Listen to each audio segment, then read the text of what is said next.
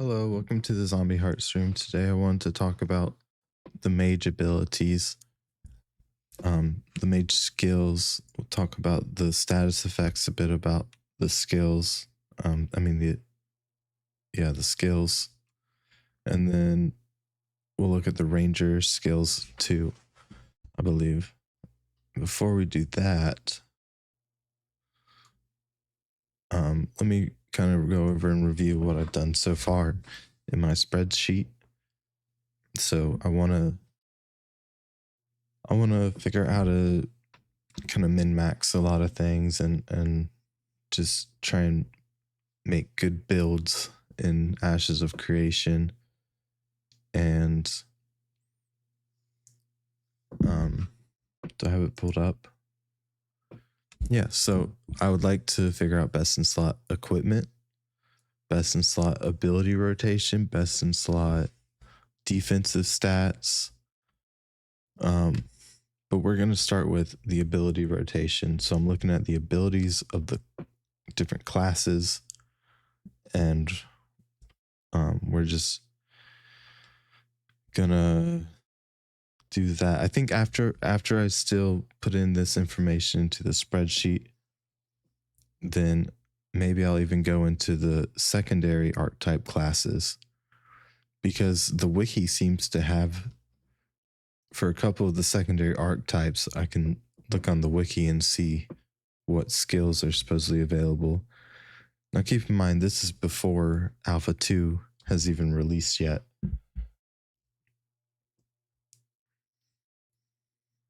But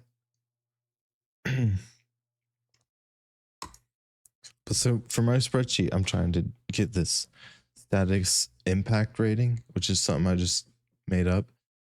I'm looking at the abilities and I'm thinking, okay, how effective is that really? And some of these abilities give me different kinds of numbers, so I can better craft the idea in my head of how effective I imagine them being in the game. And I'd love to hear feedback if you have any.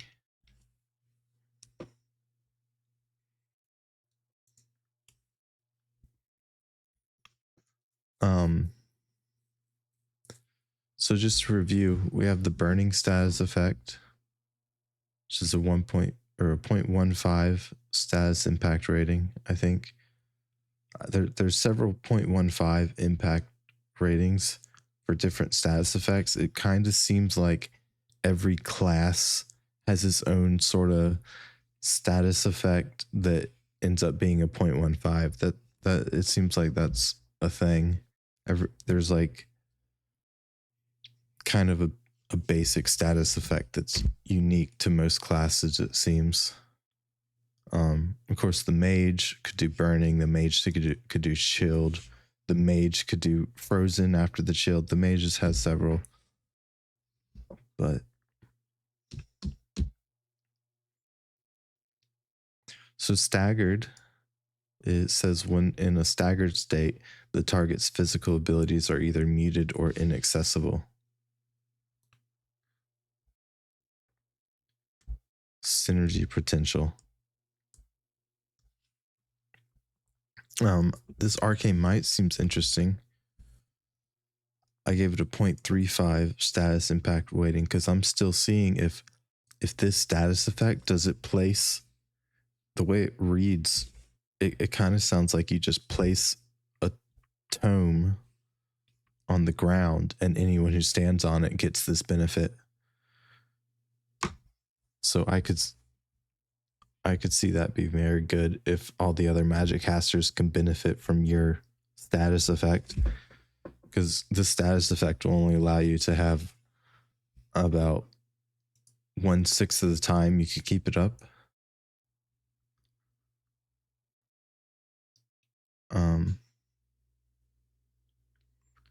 Conflagrated. Hitting a conflagrated enemy with lightning causes fusion, dealing significant damage and removing conflagrated effect. I give that a 0.2. Because I almost wanted to give this a 0.15 before, but because it's doing this fusion thing, it says deals significant damage. Maybe this should even be like a 0.25.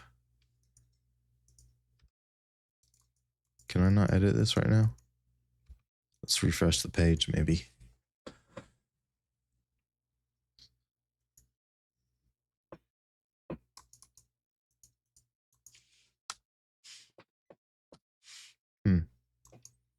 What's going on with my spreadsheet? Why can't I enter numbers?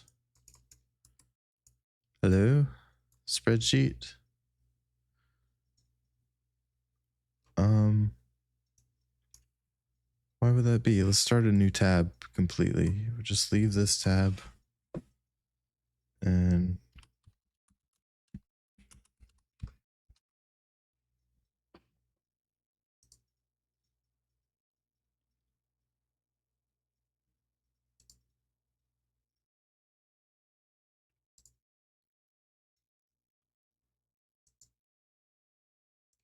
okay, so if we look at the status, let's just keep reviewing the statuses because I'm not completely certain about these numbers. I'm changing these numbers a little bit as I see fit. Why can't I change this? Comment only. You can only comment on this document. To make changes, I am the owner.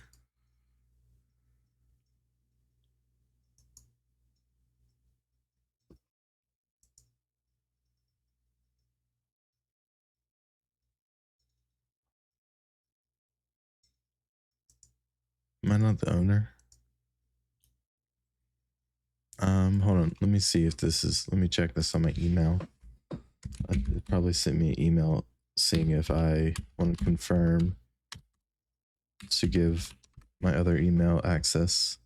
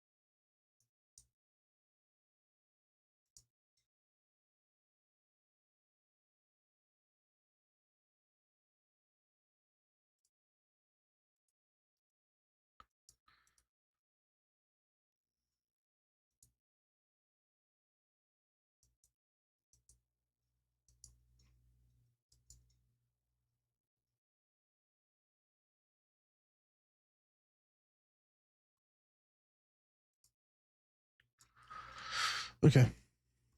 So now we should be able to edit. Conflagrate, let's take this a 0.25. There we go.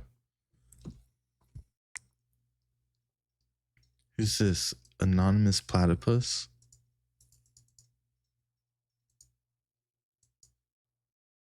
Leave. Hey, frozen happens after you're chilled and you get 5 more stacks of the chilled status effect, then you become frozen. Now the humiliated status effect, I see this as mostly being something on a tank, and it reduces the damage dealt 15% towards targets other than the applier. So the person who applies the effect, the tank themselves, doesn't receive 15% reduced damage, but all the tank's allies do. So this wasn't great for a solo, and I thought I was trying to make these numbers for solo, but the more I think about this, the more I need to just make these numbers based on the PvE/PvE type gameplay that is going to be considered normal in Ashes of Creation.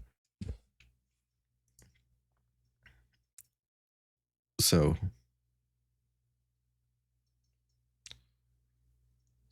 where was it? Accumulated. So that isn't a 0 anymore. That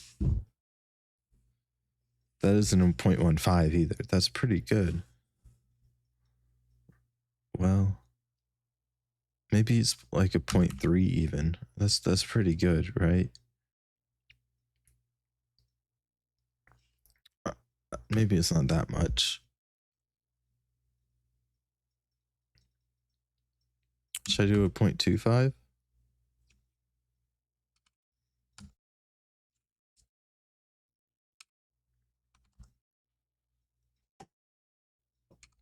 We'll do a 0.2. I got a question mark here on this incapacitated one, so I'm not quite sure if I should keep it as it is or change the status impact rating. Incapacitated, cannot move or act. This effect breaks on damage taken. Ow. So not being able to move or act is definitely bad, but I think that very commonly, right after someone applies this incapacitated effect, their ally is going to end up doing a little bit of damage and is going to cancel the whole effect. I think that's going to be very common. So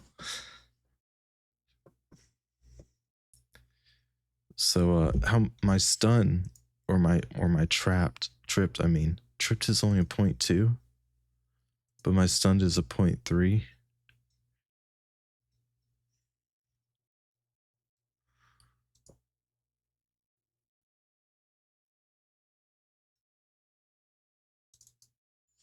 Stunned might be a 3.5 then, and tripped might be a 3 even.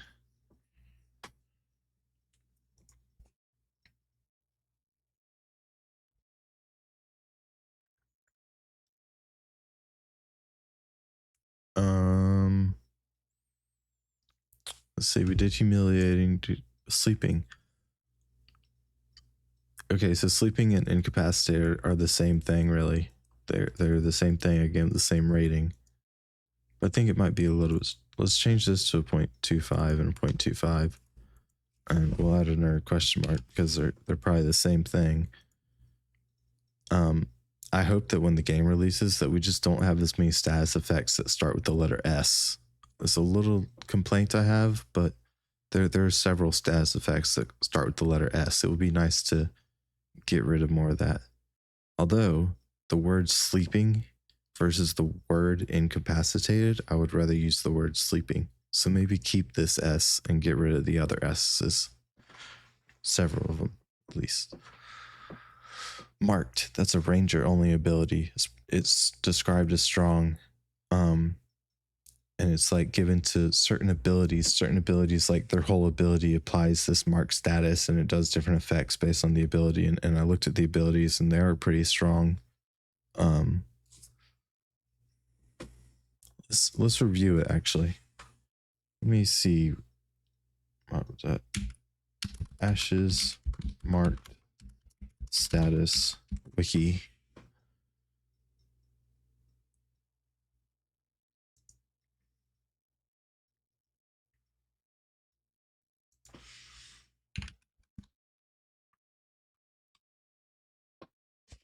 Marked. Okay, so one of them, Mark of the Bear, reduces their mitigation by 25%. Mark of the Raven marks the target, triggers a bonus damage every time the target is hit. The lower the health on the target is, the higher the damage. That's kind of like an execute, right? That's pretty good then. Mark of the Tiger marks the target, increasing crit chance versus the target by 50%. 50% crit chance?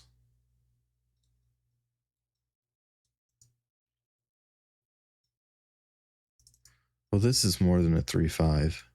This might even be like a 4 or 5.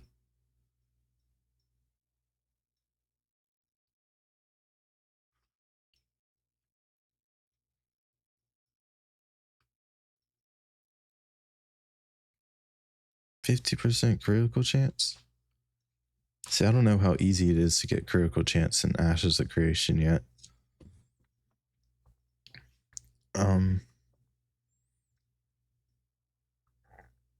But I don't feel like this one isn't a 4.5. That might be like a 3.5 to me.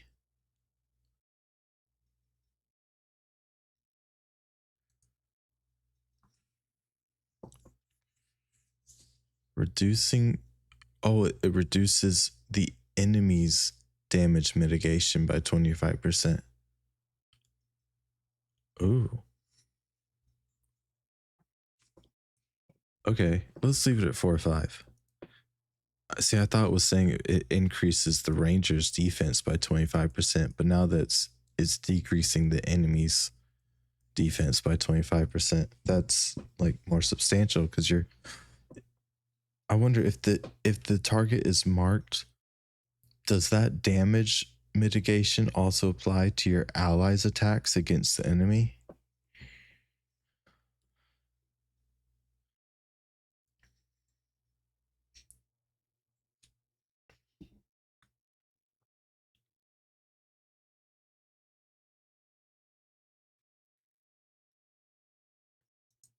All right, cool. So riled targets increases your stability and have an increased chance of tripping shaken enemies. Increased by 5%. Regularly to trip is increased to 10% if they hit you while they are shaken. I think this stacks with if you shake the enemy too, or just the chance to trip them. It stacks. So I wonder if this will actually give you like a 20% chance to trip an enemy, like potential up to 20% chance to trip an enemy whenever you do damage to them. I'm pretty sure this is also like a fighter specific ability. Let's look at that because I would like to make note of it if it is a fighter specific. So that's a fighter ability. It seems to be fighter specific, but that's only 2 abilities.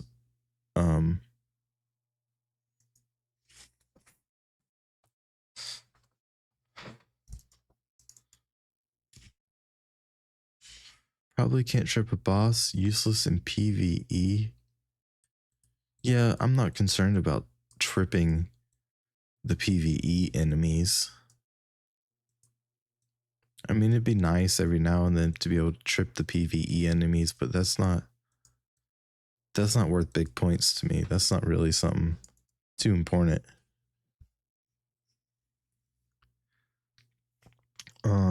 I don't know how important it is going to be to increase your stability. This could easily be bumped up to like a 2 though, because it could get up to 20%, right? Maybe. Let me also make a note that it's specific just to the fighter class.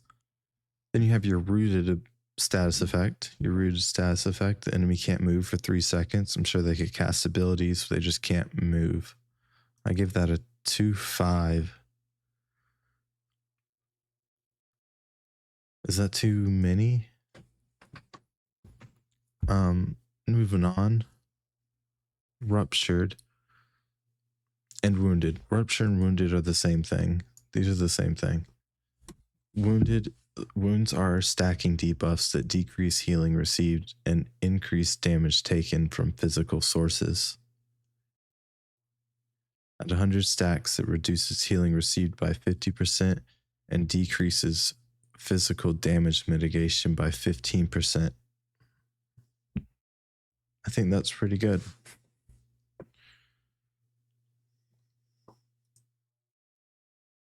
So I gave it a 25.25. I gave it the same amount I gave rooted. I gave it the same amount I gave sleeping. I gave it the same amount as frozen and conflagrated. Frozen?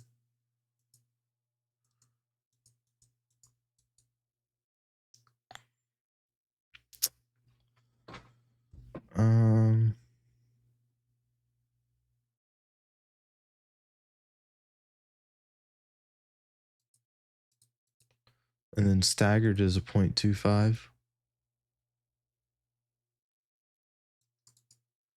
I mean, that's great if you're attacking a melee physical damage user, but like, there really is that that maybe they aren't a physical damage class that you're fighting against. Why would you stagger them?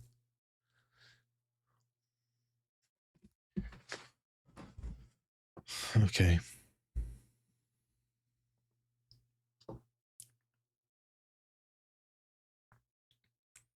So next we have Shaken. Shaken's a debuff on enemy that whenever they take damage, they have a small chance to become tripped. Tripped is also a status effect. It's a hard CC, so Shaken is like what happens before the hard CC of tripped. Shaken gives a 5% chance to regularly trip, and it's increased to 10% if they hit you while they are shaken. So I took that to say it doesn't do anything. It's just the pre-trip. This is just a pre-trip status effect. So shaken itself doesn't really do anything. So I only gave it a 0.05. And then Shattered. If a frozen enemy is applied electrical damage, then they shatter. It does good burst AoE.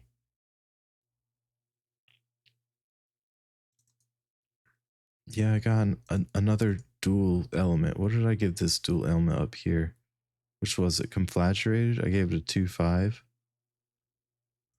I think I'm going to do the same with that other dual element. Where was it? Shattered? If a frozen enemy is applied electric damage.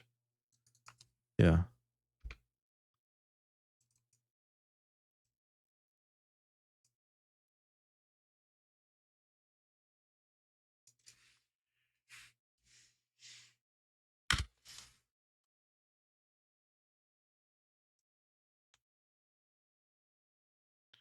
Shell, this entire ability is the status effect.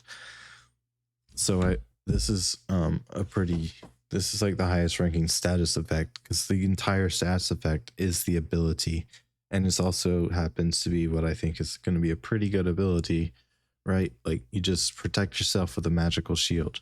That's useful. You can have a 50% uptime on this ability / status effect. I'm sorry, skill / status effect.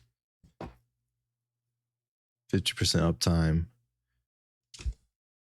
of a shield, right? Like, our mages are going to be using this.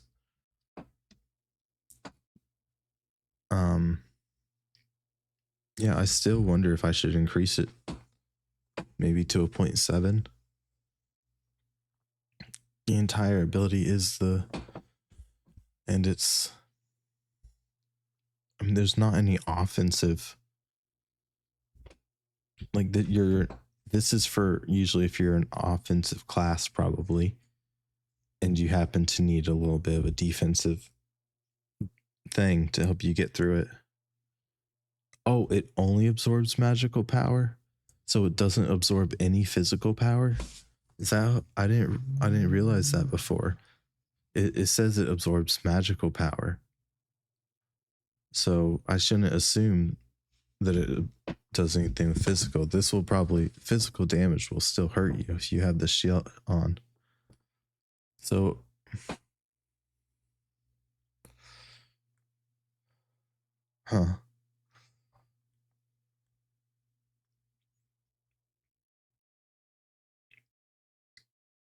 we'll just leave it for now. I'm not going to touch it right now. Shocked.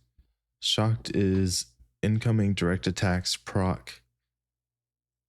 Incoming like lightning damage, the way I read it is incoming lightning damage will apply the shocked status effect on you, and then the next lightning damage that you deal to that enemy that has the shock status effect, the next damage, that does the plus 20% lightning. So every 6 seconds, you can apply shock, and then the next lightning damage does plus 20%, and then you wait 6 seconds. That's just the basic one for the lightning. I think I gave it the 0.15. Yeah, I still feel good about that 0.15. Snared reduces their movement speed by 40 to 50% for 3 seconds.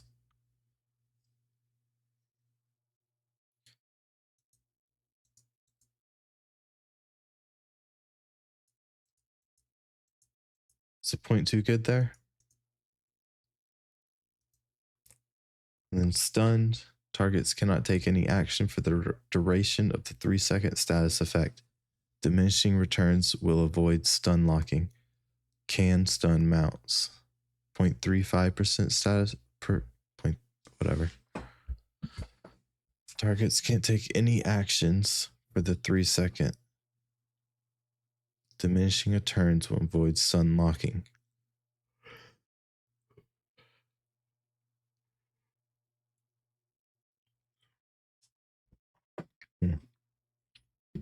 We have tripped, hard CC knockdown, usually applied after shaken.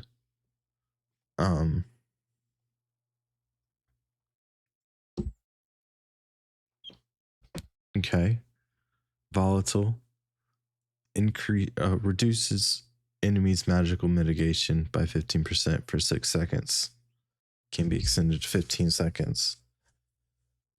I'm kind of assuming that this reduces the magical mitigation for all of your teammates as well.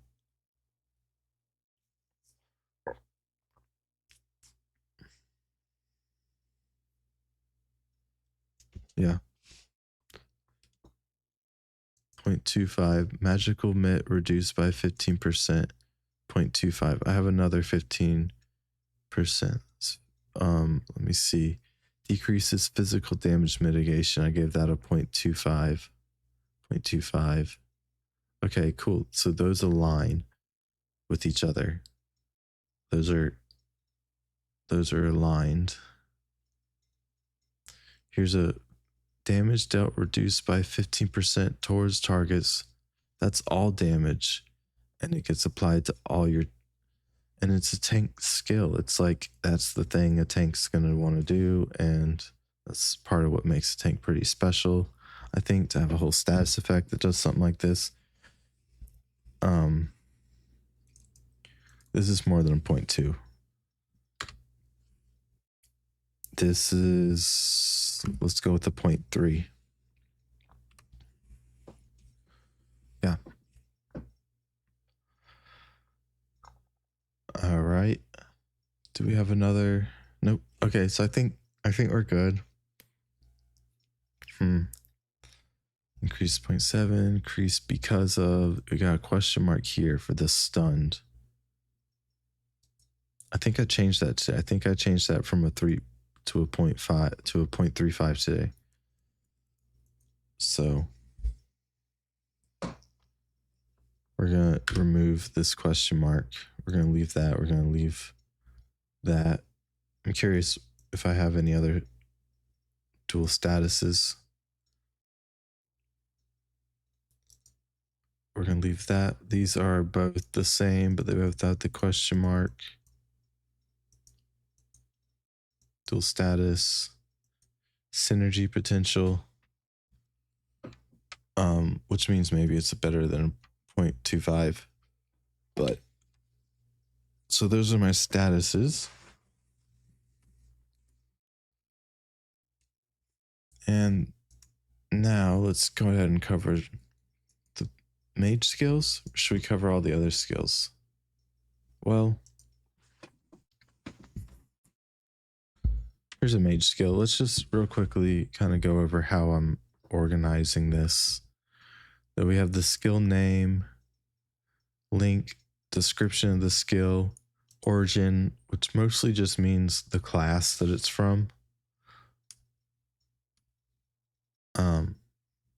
The skill impact value, solo, and I've really debated on having different scores here. Like, should I have a skill impact for solo? Should I have a skill impact for PvE? Should I have a skill impact for PvP?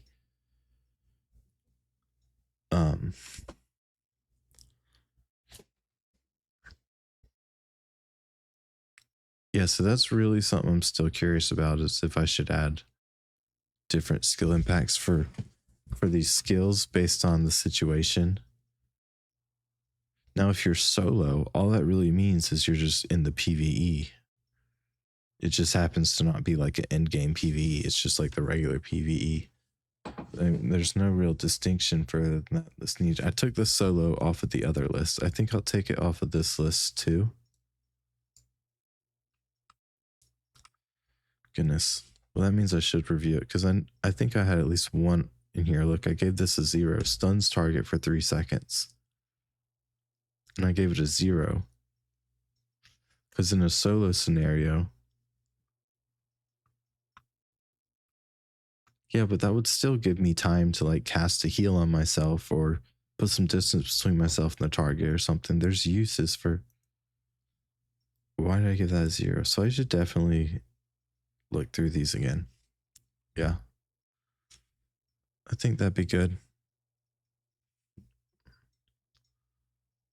And then also up here in the fireball, we have the status effects that are applied. That if the skill also applies status effects, I want to mention them here. And then I add in the impact value of that status effect. I would love to know if I could just reference this cell somehow over to this cell somehow. Like if it just can search for burning and it finds it in A2 and then it says, oh, if it's in A2, then I want to bring back the number that's in C2. Or if it's in A21, then I want to bring back the number that's in 321. I feel like there should be a way to do that. But and so I just add them up. I'm not exactly sure if that's the best calculation to use here, but I'm just adding together the impact of the skills and the impact of the status, and I just add them together. And so in total, we can say that this fireball skill is worth a total of 0.55. And I'll use that 0.55 to pick out the numbers that have large numbers, the skills that have large numbers under the mage origin, and I'll put all the large numbered skills for the mage.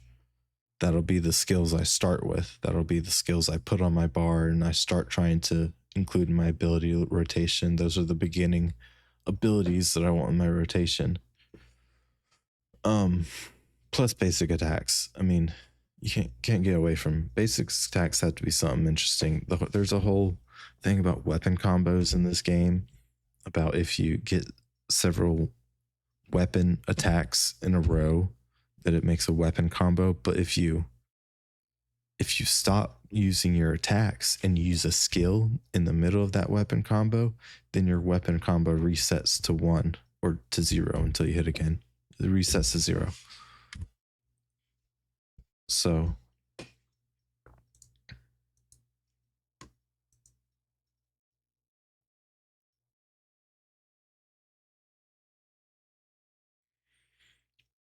okay, so I explained that. So now I think I need to go through all of these skills again. I just want to keep on looking at this skill impact score. I just want to keep on making sure that I feel confident that I'm getting a good number here. I just went through the statuses, but I just want to make sure I'm giving it good numbers that make sense so that I can then have accurate numbers in this green column.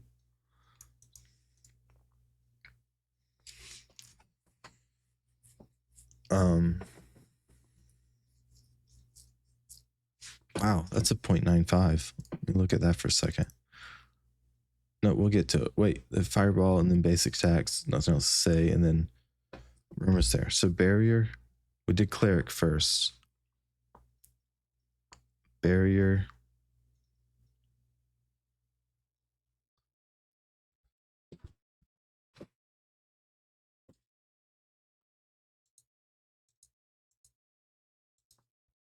A 0.2.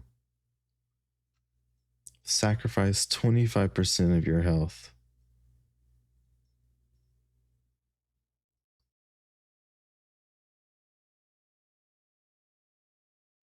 Also, after 10 seconds, your ally no longer has access to that extra 25% of health. So that's not a 25% heal, Right, that's just a 25% barrier that costs you 25% of your life. And the barrier disappears after 10 seconds. I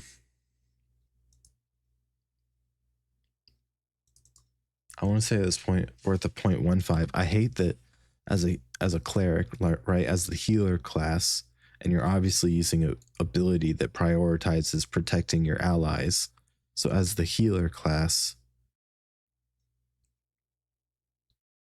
you have to lose 25% of your health. I don't like that. So I'm reducing the skill impact value.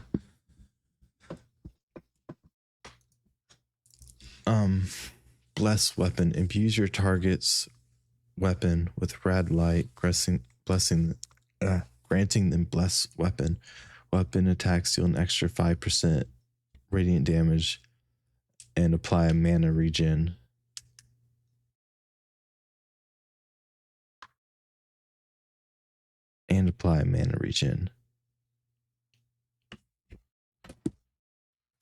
Even though it's 5% extra damage, I don't think that's going to be enough damage to matter. I don't. I think the entire use of this ability is for the mana regen.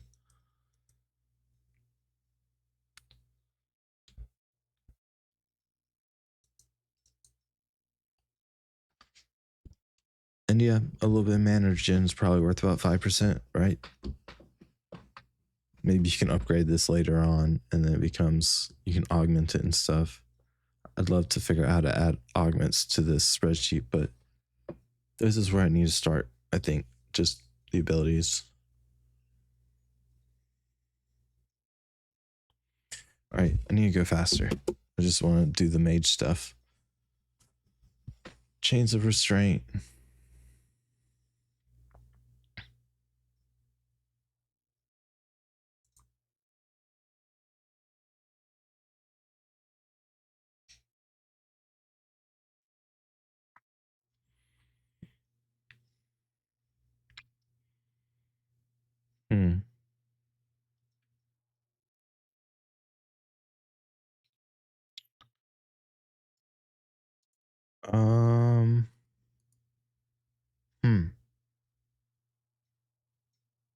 It sounds good.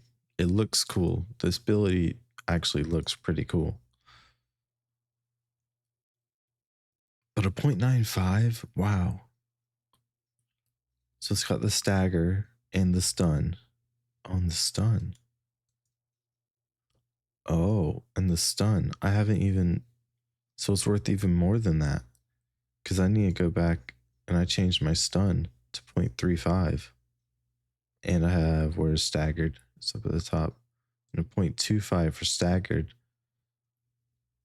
Plus a 0.35 for stunned.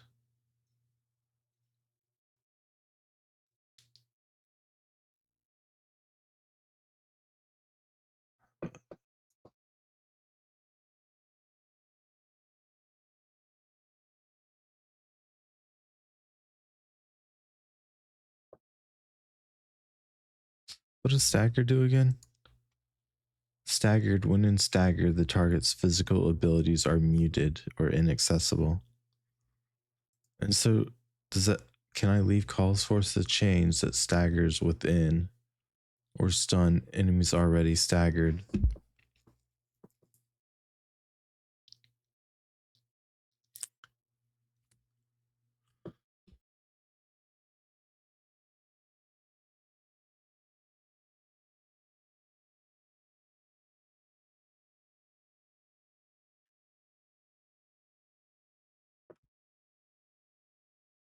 Okay, so all this does is it called force the chains in a target area. The stagger and the stun are calculated in the yellow. But so it calls for the chains and it leaves behind an area. It applies a damage over time, plus it does the status effects. That's what it does. It does status effects plus a damage over time, right? Okay, so how effective is this damage over time going to be then? Because it's not a 7. It lasts for 8 seconds. It lasts for let me look at this skill.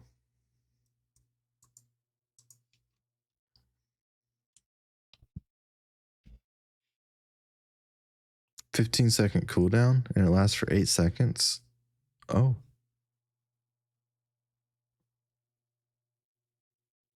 So we're gonna see a lot of this ability. It's alright. Bigger balls, more XP. Alright, I set them up for a stun. Nice. Perfect. There it is. Now talk to me a little bit about why that stun just happened. I set it up with Whirlwind and It looked like it was doing about 50 damage a second. And Chains of Restraint will stun. Let me see, how much does your other damaging things? So That was a heal. Synergy, but in the, as the game That was a heal. come together and Do some more damage. There will be all kinds of ways to set up that that outcome. They're like 10. There was a 44. So it does good damage. It does 5 times whatever their basic attack is. Oh, but their basic, they had a physical weapon they were doing basic attacks with, but this is like a radiant damage, like magical power. You know, it scales with your magical power. So even if it did 50 magical power, I can't base their physical damage on their, I can't compare those two. Okay, well this is, I said 3.5 plus 2.5. So 0.55, wow.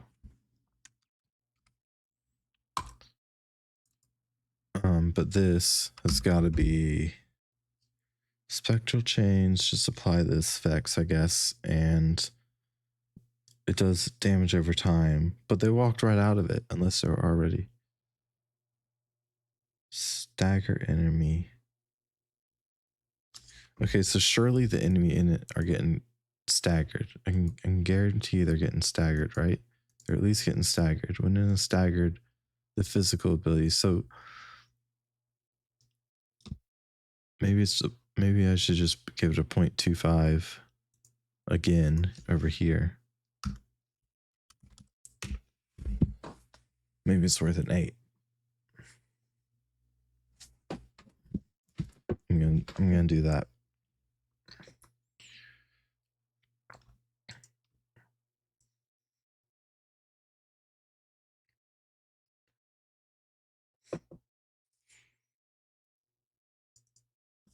Communal restoration. Restore health equal to 150% healing to all party members in range and apply communal restoration. Increase health by 10%. Also heal for 30% healing magic every second.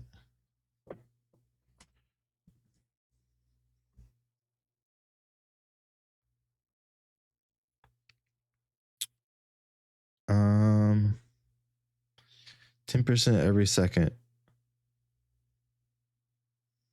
Also heals for 30% of your magic every second, but 10% overall. It just increases it for 5 seconds. For 5 seconds, you'll have 10% more health. Well, that's not very helpful. It's only for 5 seconds.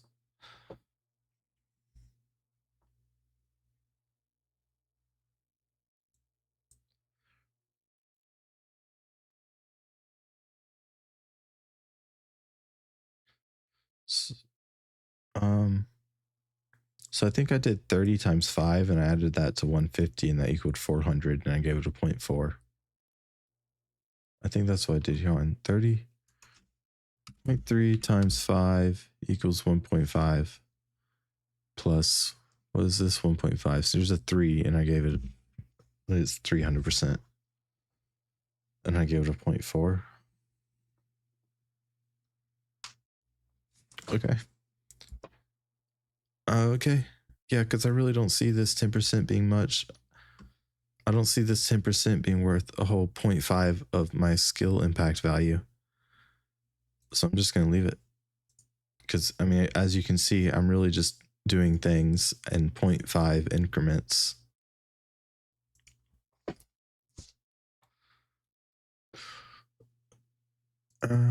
Condemn stuns the target. Well, that's something, and it's a 3-second, and it's a stun. It's a stun, right? There's the stun. Oh, I see what I did. Right, because the skill doesn't do anything. The stun is the skill. Yeah. Okay. No, I agree with that now. Stun, but I said a stun was worth 0.35.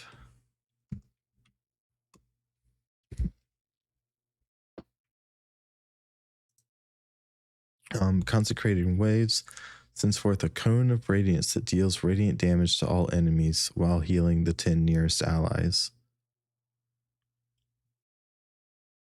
0.6. Yeah, not only does this have a lot of different use cases, like all the time, but looking at the videos of this skill, the numbers are pretty high too. This thing outputs some pretty good numbers. All right, so Defiant Light heals target ally for 50% of their max health over 10 seconds. If the target would receive fatal damage, it protects them from dying. Yeah, that's good. No problem there. Deliverance. Held ability charges up healing energy that heals the target ally upon release. Scaling in power the longer it is charged and the more percentage missing health of the target.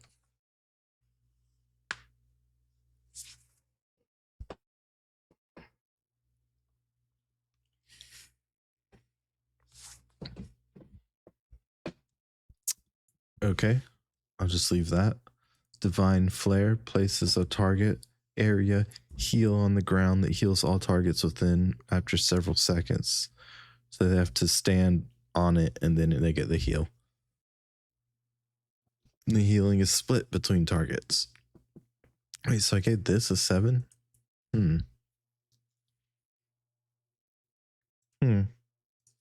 Okay.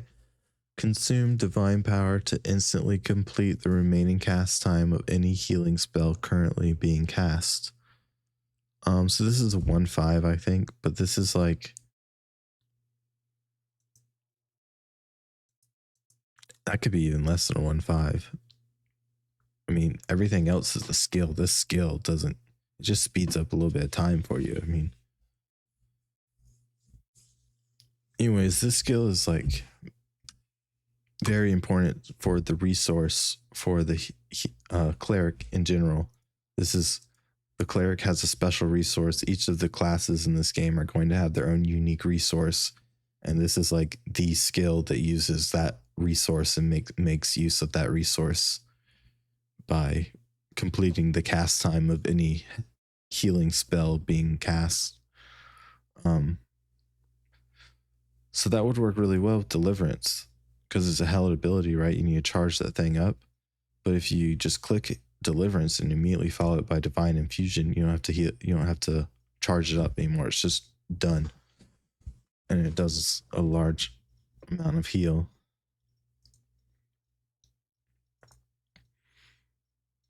Yeah, but is this really a 0.1? I don't know. This needs to be on your bar. That's all I mean. This needs, here, just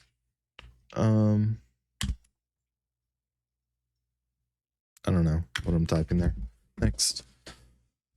Flash Cure instantly heals target ally, may be used during other ability activations. So that's cool. You can use this while you're using other abilities. That's cool. I feel like that should be on your bar too. I haven't seen any other ability saying you could use it while you're using a different ability at the same time. It's cool. Even if it's only a small little heal. Healing Touch. Heal targeted ally in melee range for a large amount of health. Oh. Yeah, and how is this? Let me look at that again. It's like if you're closer to the target, you heal them faster too. that's a melee heal basically. You have to be up next to your target, but it is an insta cast and it's a pretty fat heal. So it's kind of like Consecrating Wave. It's being costed more on its positioning, but rewards. Maybe if some of our more melee built clerics would really want to lean into this, because they have that positioning advantage.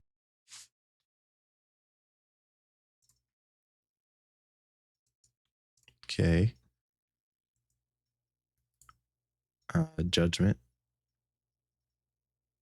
Cast a heal on targeted ally for a large amount of health. If this is cast on an enemy, it deals radiant damage instead and burns them. Cool. And it does burning, so it increases the score. Okay. Instantly launch Mend. It's called Mend. Some people, I guess, this is their favorite one. But Mend will instantly launch a healing projectile towards targeted ally. Each charge of this ability consumed after the first has no mana cost and restores a increasing amount of mana to the magic caster. Based on the missing charges, you get 5 charges with this one. All right, 3/5. That's all I need to note. Is it good? 3/5. Yeah. Purify removes debuffs. That's great, right? That's great. Super useful. Resplendent Beam. 5 additional friendly targets closest to the original. Okay. Resurrection. I gave that a 9. I don't believe you can heal your allies in the middle of battle in this game. Unless you use this skill.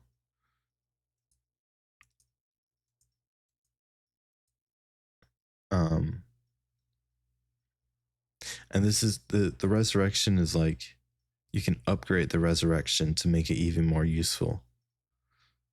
So I think this is the max upgrade that the website showed, but the lower levels didn't quite heal it as much or give it as much mana.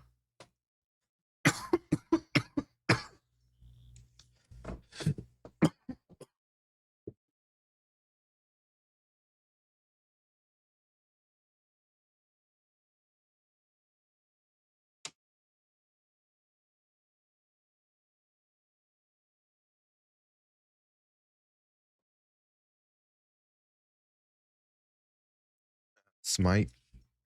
You smite your target, dealing instant damage, applying a stack of burning. So smite's a staple skill. I feel like that's just going to be very good. It always critically hits a target under the effect of condemn. So you condemn first and you follow it up with smite. Where's condemn? Let's go over that one more time. Oh, okay. So you stun and then you follow up with smite, and that'll give you a guaranteed critical. Plus, you're still going to be stunned. Deals increased damage if activated within melee range. Oh. Soothing Glow applies a heal over time effect to targeted ally. Reapplying extends the duration. So it's not a big heal. It's just a slight heal, but it's nice that you can use it, I guess.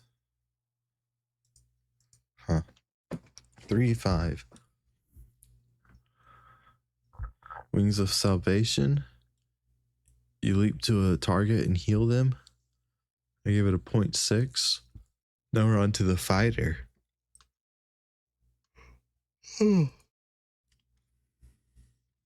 Excuse me. Fighter. First skill is Battle Cry. I think this is going to be quite a good one for the fighter. It gives you the status effect of both Riled and Shaken. It applies Riled to the caster and all the nearby party members, and Shaken to all nearby enemies. It also gives you combat momentum, which is the resource for fighters. Excuse me. Riled and Shaken. Let me check if that status effect is still correct. So I love that this buffs and debuffs everyone around you. That's why I gave it a 4. But really, the debuffs are doing all the work, because this only, I mean, it gives you some combat momentum, but the debuffs are what's doing all the work. I don't know, maybe I should decrease this.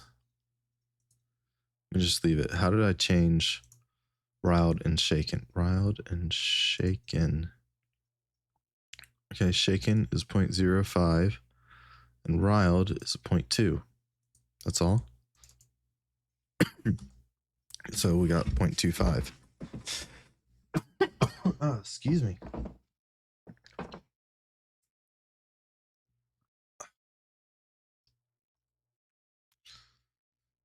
We did just start fighter.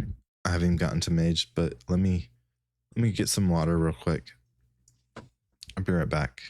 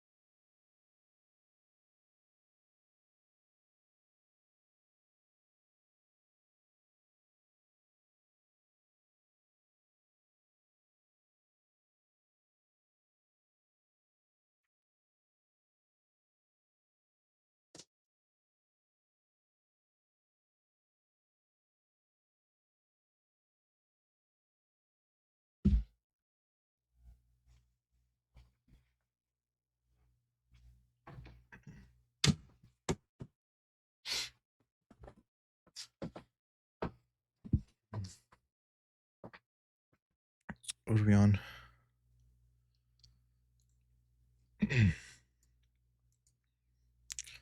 Okay, looking at Blitz next.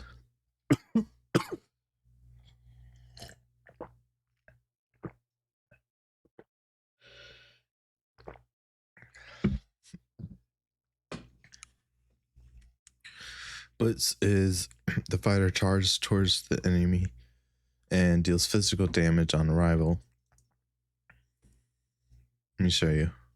Replace URL with its title. Yes. Ooh. Ooh. All right, I don't need to replace all the URLs with the title. Blitz. Boom. There it Okay, is. let's see here. Oh, Oh man, now that is cool. That was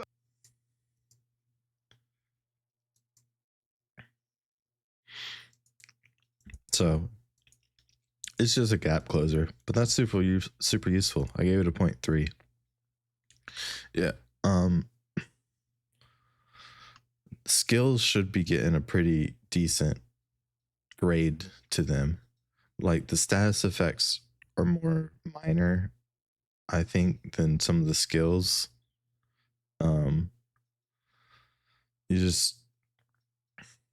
You just can see that all these are like lower numbers when we're looking at the status effects. They're just lower numbers. But when you look at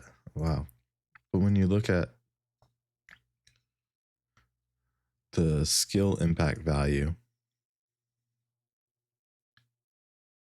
those are like higher numbers.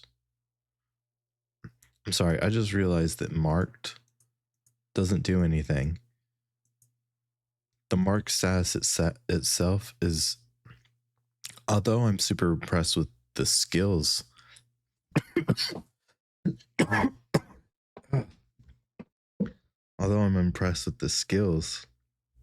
the marked status itself doesn't really do anything. It just applies the mark which then allows the skill to do its thing.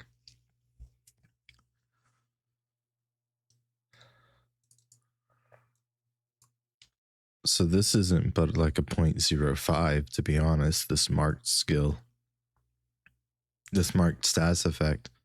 The skills that give the marked status effect, though, those are going to be some strong skills. Okay. Stop coughing. Return 100% of damage dealt as health.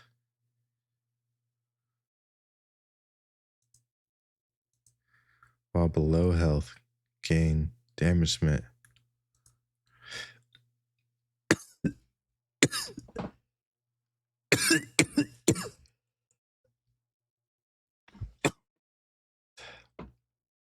Ugh.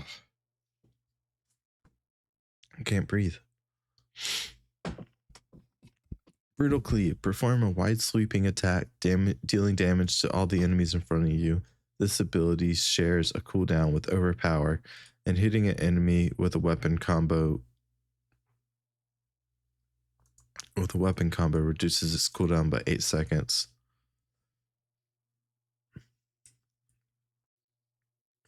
It gives you the resource for the fighter.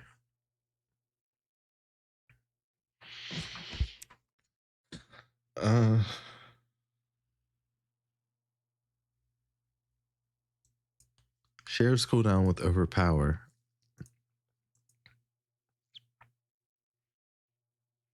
Okay. Cataclysm. Does heavy damage, applies shaken to all enemies in front of you.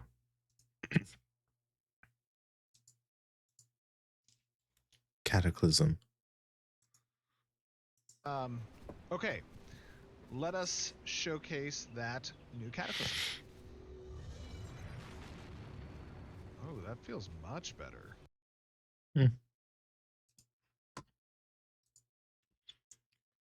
Okay.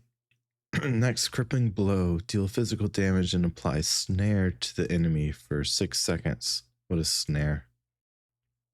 Snare. Reduces their movement speed by 40 to 50% for 6 seconds. Wait, what? Oh, but this ability just applies the snare for double the duration. That's cool. So I doubled it, but it also applies physical damage. So I could see this being increased to a 3. And the other point. So I gave it 1 point for the physical damage and 2 points for the double duration of snare. And there's the original snare.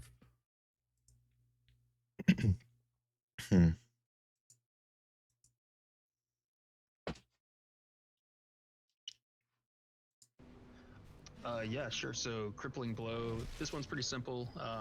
This is a Oh, and you standard can easily single-target spam snare. it. So it doesn't do much damage. It really so- doesn't. Yeah, but you can easily spam it.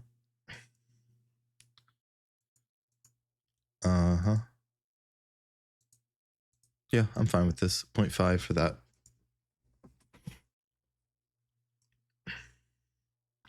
Consumed. Oh, this one's really good. Yeah. You use like all these special abilities that you can use for your combat momentum, for your fighter resource.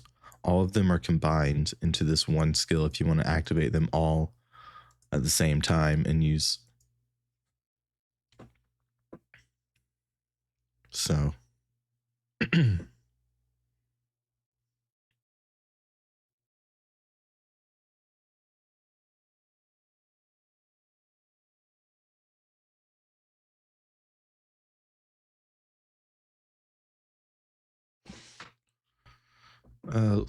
leap strike.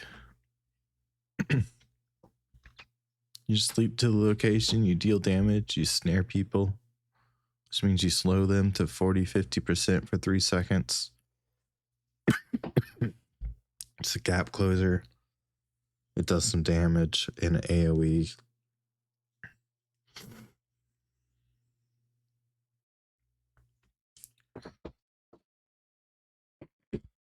All right. Lethal blow, the next one.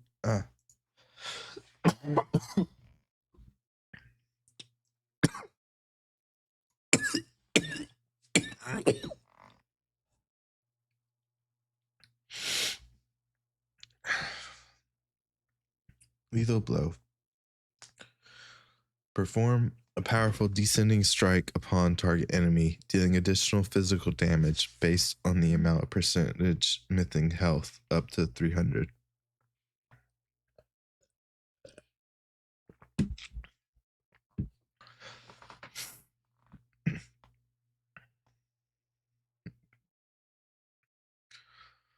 Okay, so it's like an execute thing. It's what you want to use when enemies get low. I see this having I see this as being on most fighters' actual bar, some skill that most of them would use. Right? Well, until we get more abilities, because until we have 40 abilities per class, 80 abilities per class or something.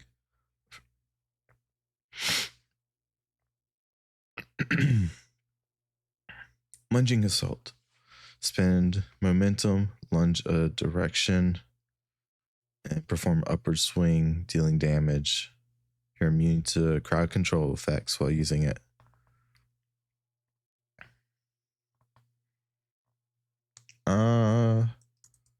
I could increase this to 0.5.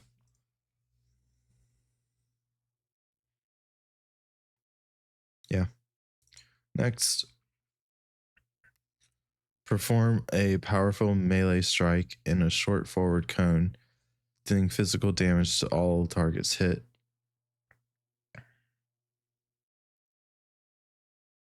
So it's good to do.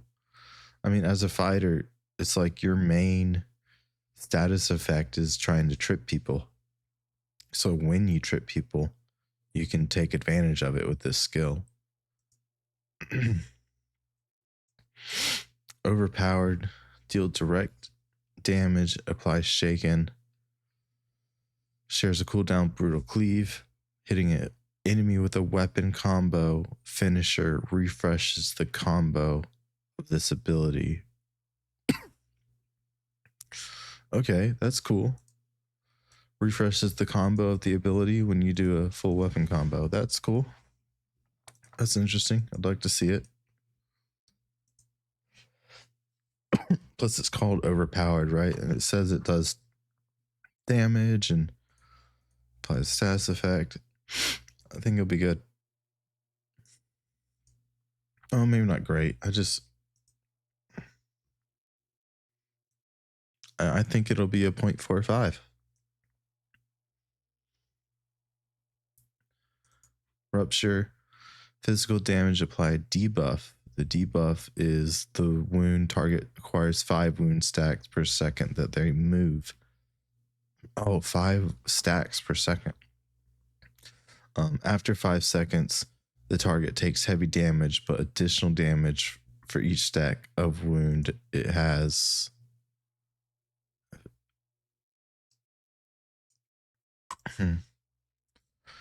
So the total amount of wound stacks is 100. You get your full effect of the wounded status effect when you get 100 stacks.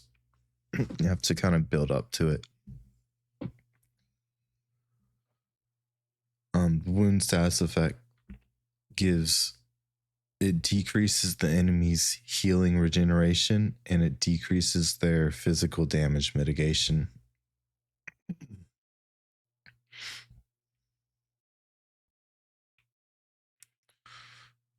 Yeah, but the biggest part of this is just doing that wound stack. I don't think the physical damage is going to be bad on this. I just don't think it's going to be like nothing special. I think the reason for using this ability is to build that wound stack.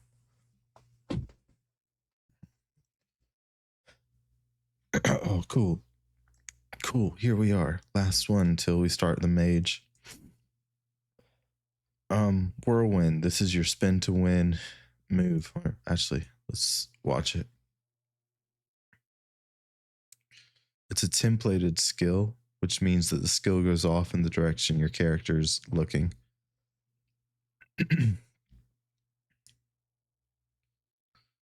It allows blind firing without a target while in action mode. Yeah. So you channel Whirlwind. It deals physical damage around the caster each spin with each spin while channeled. Right, of course. Increasing the spin rate the longer is channel. Oh, okay. So the longer you channel, the faster you attack. The faster your attack speed is. Caster's immune to hard disabling effects while spinning. That's great. Activate the ability again to end channeling early.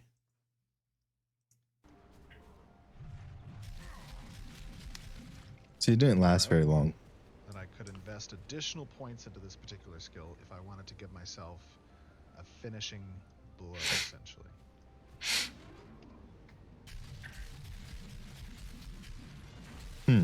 I wish that lasted a lot longer.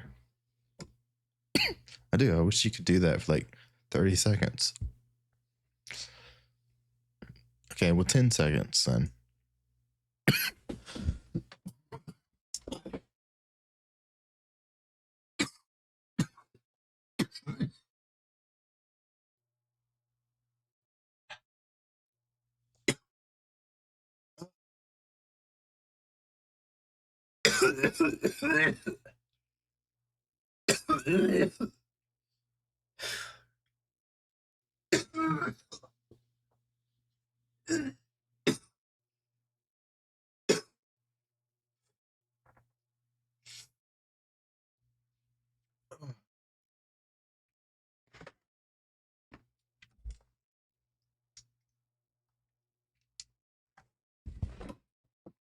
I haven't had a cough all day until this happens. But now we can finally start talking about mages.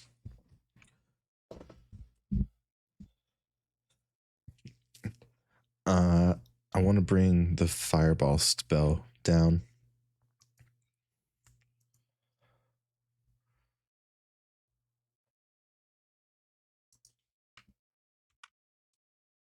There we go. It's fine. I'm just gonna ignore that. Fireball. There we go. It's a mage spell. Let's see.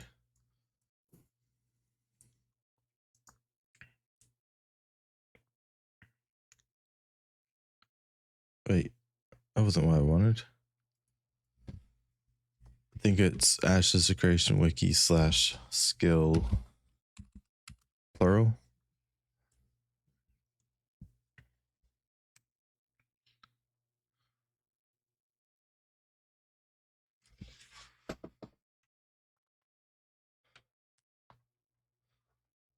Huh. I don't think it's loading. Oh, there it goes.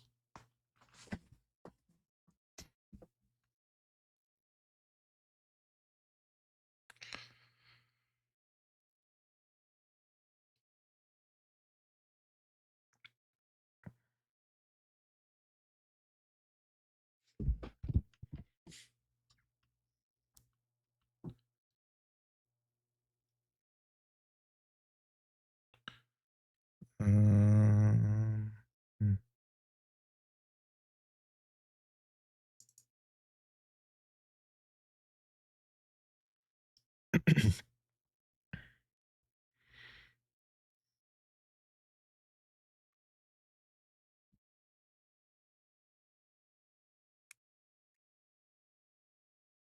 Skills by archetype. That's what I want to do. There's the fighter. Here's our lovely mage. We made it.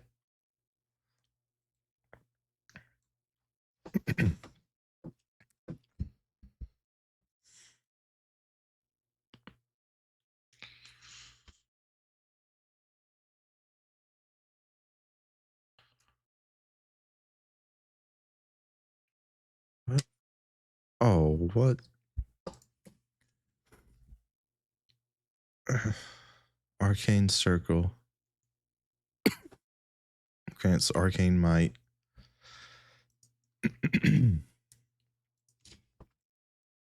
Okay, we're gonna open this up. We're gonna open that up. Start with Arcane Circle.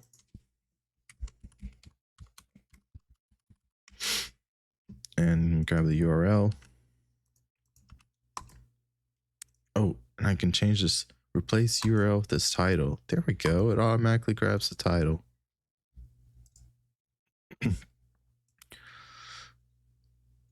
So it places a powerful rune of magic upon the ground beneath you, which grants arcane might while standing within it. Oh, this places the rune beneath you? Hold on, because I thought the arcane might actually places the thing beneath you. Arcane might, you gain the increased magical power, and I guess the only way to get arcane might is from this skill, which does create a rune on the ground beneath you, meaning that I'm really sure that your teammates can also stand on this rune and gain this buff.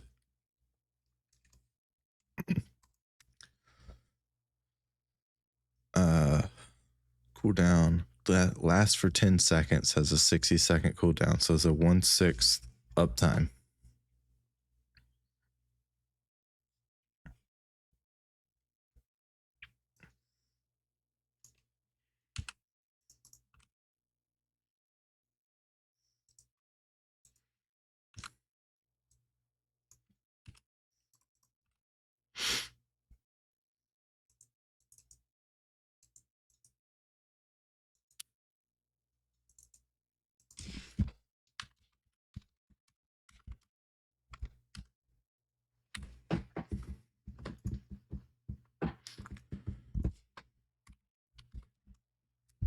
Skill impact value. Right, I'm not sure, but it does apply this status effect called Arcane Might, and that's worth a 0.35. And this skill does nothing but applies the thing on the ground.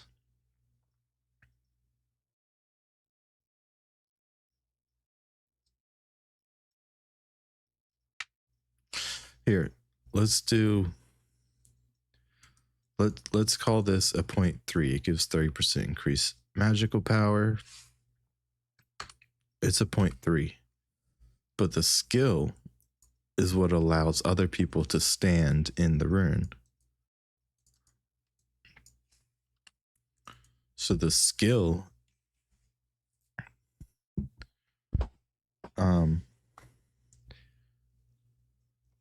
I don't know, 0.15.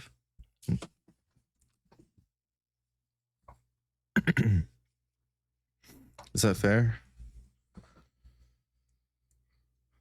I hope so, because that's what we're doing. Alrighty. Got one. Arcane Empowerment. Apps. AR. Arcane Empowerments. URL. And I do want to change the title because I can. Okay, Arcane Empowerment temporarily dramatically increased cast time while active. What? Temporarily dramatically increased cast time while active. Consumed all spell charges for increased duration per charge. What? Is this what uses the resource? The special resource for mages? Is that what this skill is? Consumes all spell charges for increased duration per charge. Spell charges are generated whenever you cast offensive mage spell. While not under the effects of arcane empowerment, each cast generates one charge, up to a maximum of 10.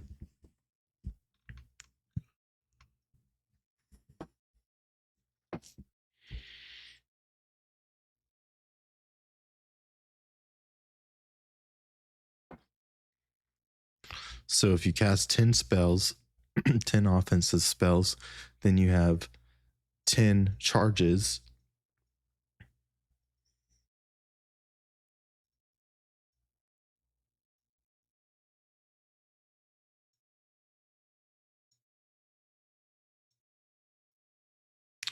I wonder if this is supposed to say decreases the cast time. Because if it's increasing the cast time, you're self debuffing yourself. You're hurting yourself to use this skill.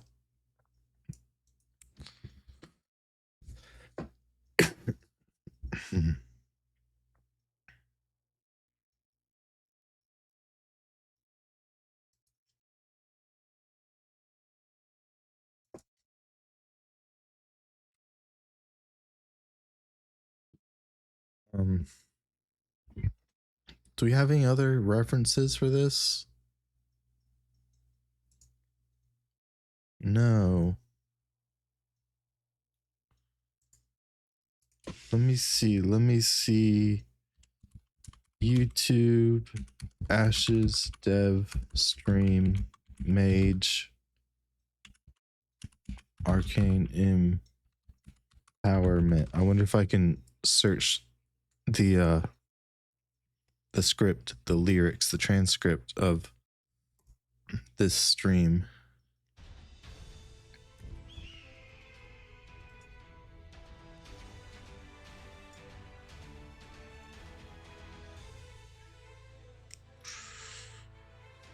No. Hello, everyone.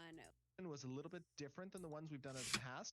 This was a little bit more of Uh, a kind of test arena. Yeah, I don't think I'm gonna find it. I don't want to search the whole hour video. We might not find it. Why does it tell me White House?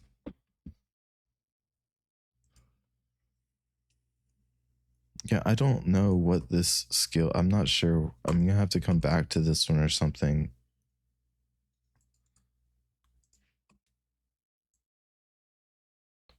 Does anyone else have an idea of how I should grade this skill?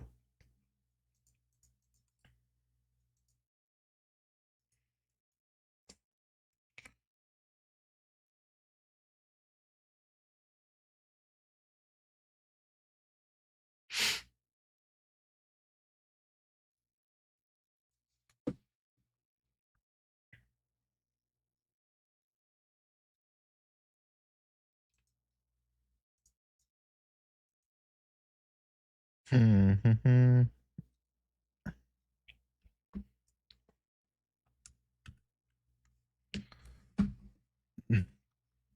really don't know. Do I just come back to it? I haven't done that before. I haven't just skipped grading something and came back to it. I'm gonna put a question mark here. Hopefully I'll see that later.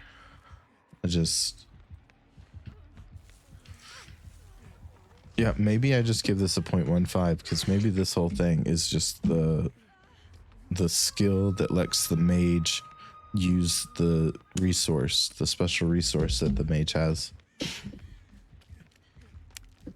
That's all it is. I might give it a 0.15, so we'll start there.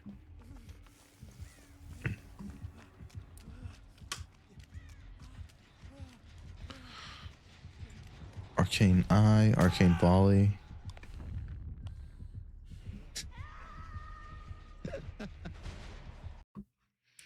Cooldown 30 seconds for the Arcane Eye. Cooldown 30 seconds for the Arcane Eye.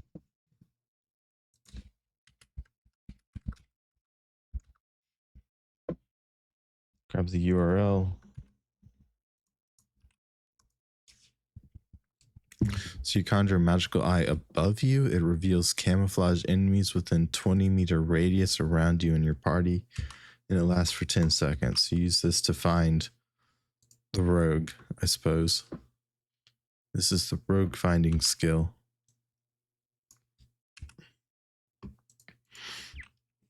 Personally, I would probably not worry about this skill. I might just take like an extra area of effect skill instead. And I just put all kinds of area effect skills around me when I know the rogue is near me. That's probably what I would do to handle this. I don't see why not. But it reveals it for you and your party. How much faster is the rogue gonna die if you can see it versus when you can't see them?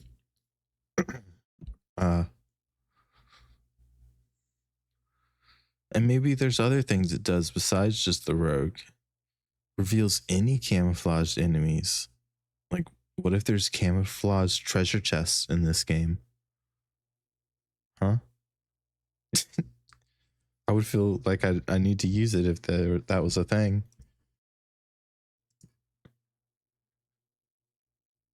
Oh. But it really doesn't. It still doesn't do that much. It's just a utility. I can't give it a big rating. I'm gonna give it like a 0.1. I mean, it's got its uses, but they're kind of limited, I think. So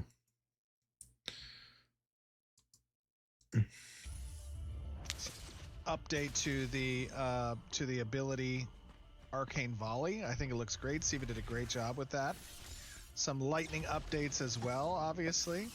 And as we showed previously, the fireball with 3 successive attacks. Let us know.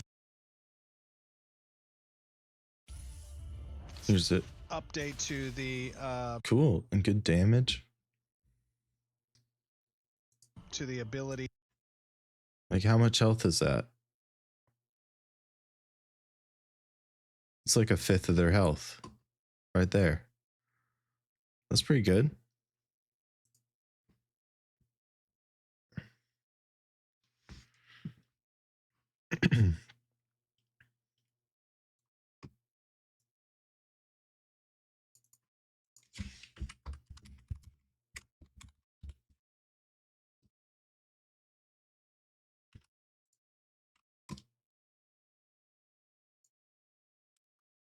Cooldown 10 seconds. Range is 30. That's the same range as like the long range basic attacks.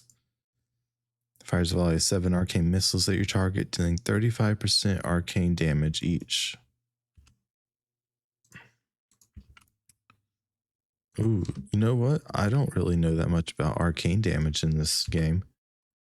Let's click on that and just see what it tells me about arcane damage.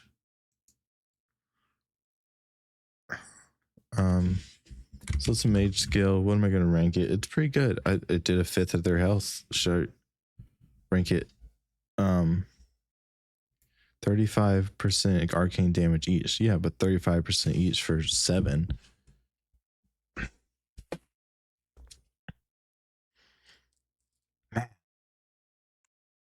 Let's do 7 times 0.35. 2.45.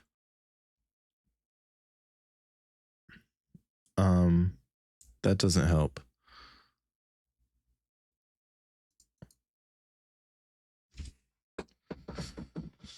See.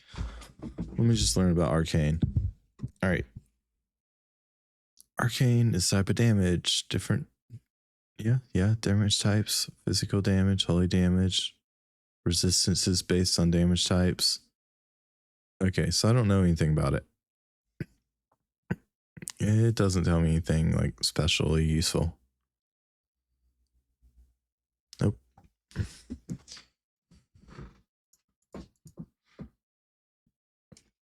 Arcane Volley.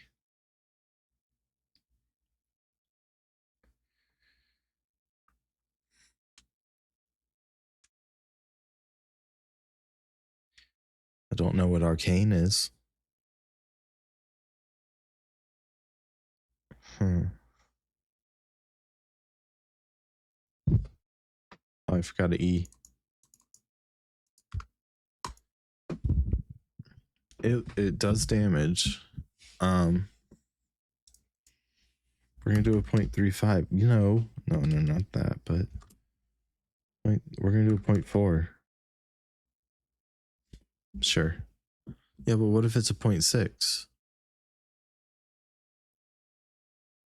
Then I'll figure it out when the Alpha 2 releases. All right. Ball lightning.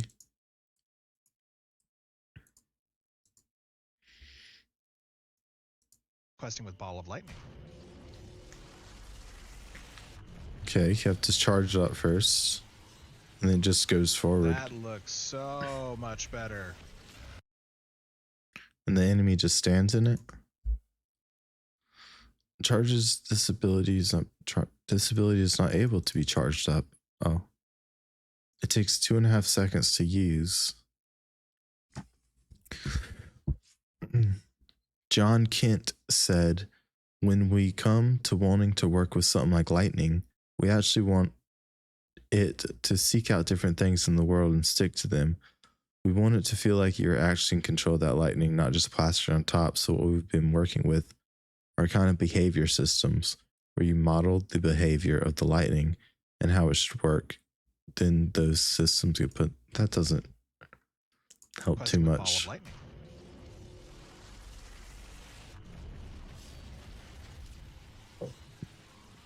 That looks so much better. Questing with Ball of Lightning.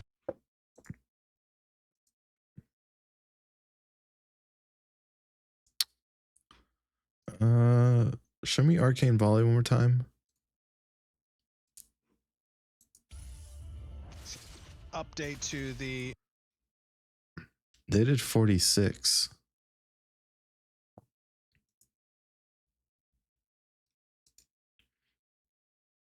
We're not on banning yet.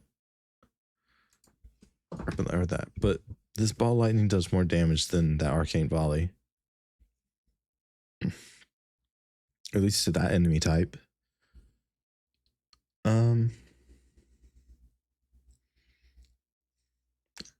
Yeah, okay. It's cool.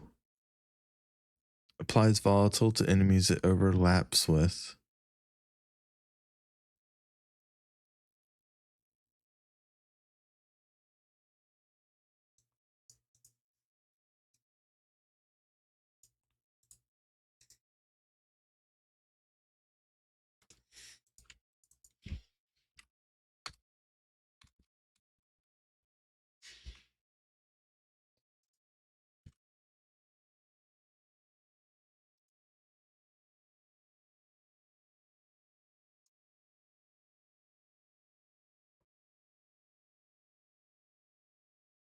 About 0.5. Applies volatile to enemies it overlaps with.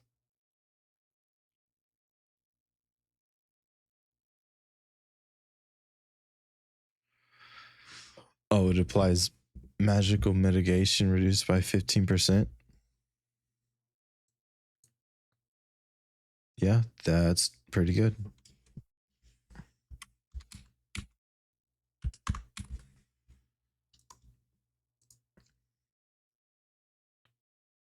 And I gave it a 0.25. So this is actually a 0.75 ability. Ball lightning. Okay, that's what I think it is. Then we got the next skill is called Blink.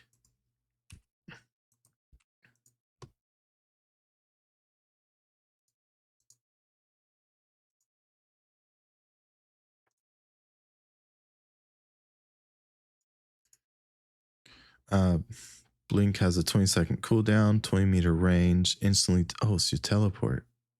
Cool. It was most of your favorite spells. Really? So people love this spell. Is that right, Trad? Yep, this is one of the ones that we've brought back. This was definitely, I would say, most of our favorite spells from Alpha 1, so we had to bring it back. Even the visuals were just awesome. So, In Alpha 1, this was our Blink. Cool. You instantly teleport. You'll see that mages probably prefer to use this spell in different ways based on how you're speccing the mage. So if you're a range-based mage, you'll likely use this to create space. A melee will use this, as a gap closer. Blink, blink. So, does it do damage? No. But how useful is being able to just instantly blink away? Like, that's not very, I mean, it's yeah, but you just blink towards wherever you're facing. Some of those other gap closers require you to lock on to a target that you want to gap close and attack.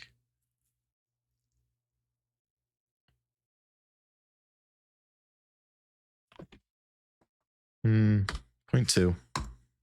It's really useful, but it's not actually. So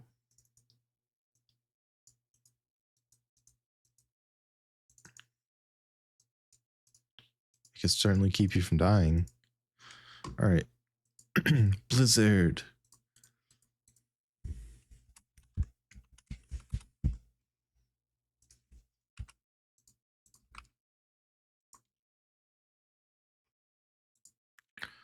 "90-second cooldown for Blizzard, and it takes 9 seconds to use it."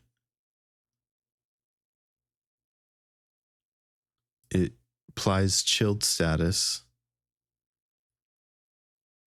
Each shard impact deals 50% ice damage, and then it applies frozen to targets with chilled. Yeah, well, that's what happens if you get chilled.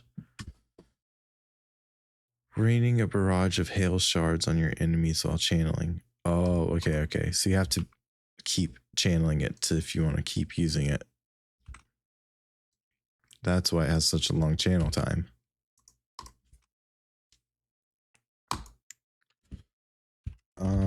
See, 50, and it applies chilled, which slows them down. How big of a 50 mana is that, like, per second? Try and use the wraps as best I can.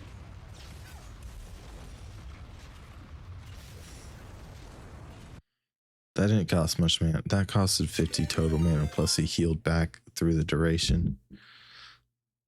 Let's play that again. This is really great. Oh, I am on fire. We- Oh my god, Yep. there's a lot. I'm gonna try to sleep some of them.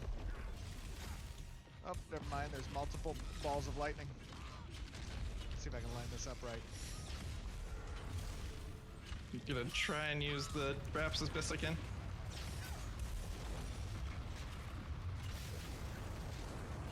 Man, this is really Did they great. get frozen? I am on fire. Some of them got frozen, yeah.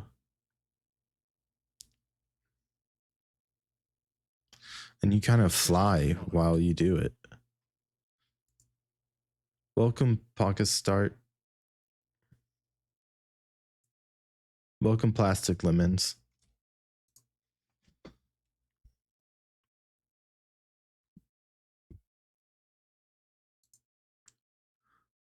Welcome, Droog. Oh, I got raided. Thanks, Droog.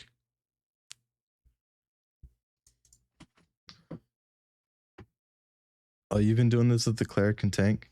Yes, spreadsheeting is fun. Is there a tank section? I haven't gotten to the tank, but I would like to do a tank. Today I'm focusing on the mage mostly. After the mage, we'll probably go into, I think it's the rogue is after the mage. Yeah, I have a share link for you. I give you, anyone that wants to share can comment, and I'm happy to make changes based on comments.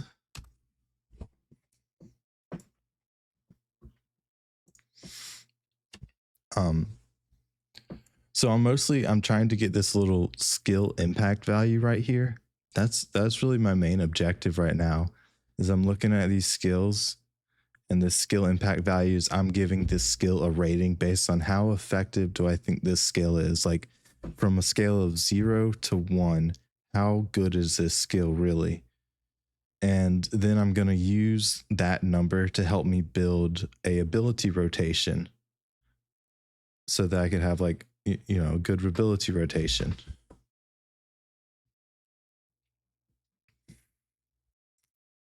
So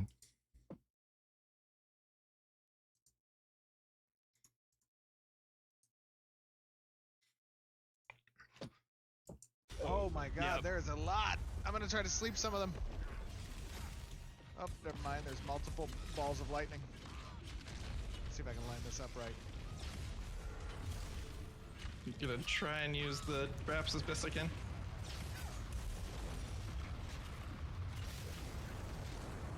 Man, Man, this is really great. Oh, I am on fire. Do you see how some of those people, they got frozen by that? So he's using the blizzard ability right now, you know, rain down all those icicles. But some of these people, I think like Corvin the Crusher, he's about to get frozen. Man, this is Okay, do you see it now? He's kind of covered with icicles. That's what happened when you get, if you get 5 procs of the chilled status, the chilled applies a little bit of a slow to you, but if you get 5 procs, then you become frozen. And then if you're frozen, the next damage that you take, it unfreezes you.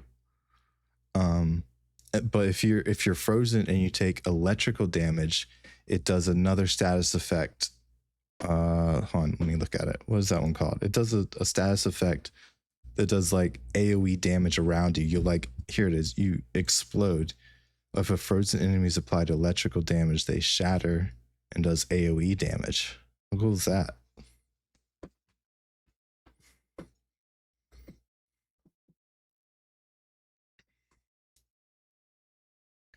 But so this blizzard ability, I think, is going to be pretty good.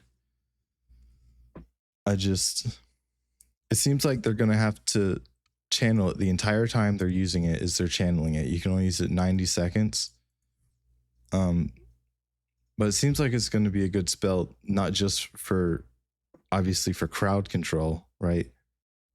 But even for damage. I would, though, still imagine that, like most other games I played, that the Frost Mage is going to do less damage than, say, a Fire Mage. But they're going to have crowd control that the Fire Mage doesn't have.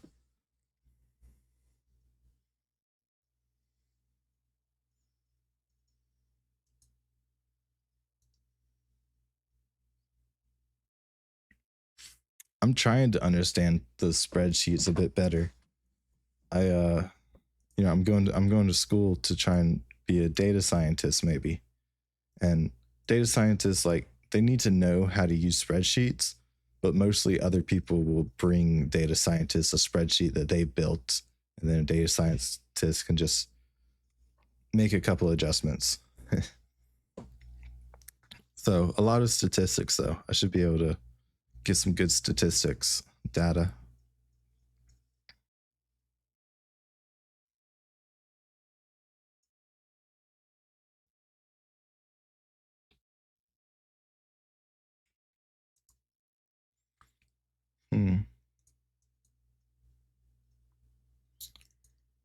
Okay, so to figure out how effective this skill is, I kind of feel like I'm going to start with a 0.5 skill impact value.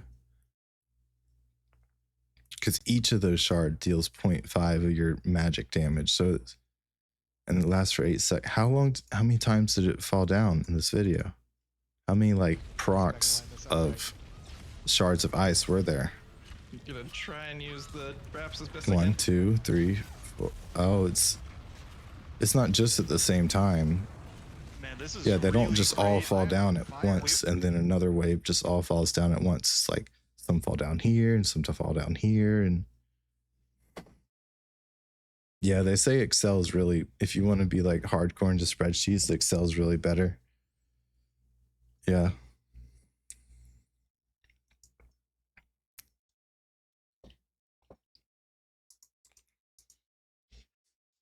Okay, so it applies the chilled status, of course.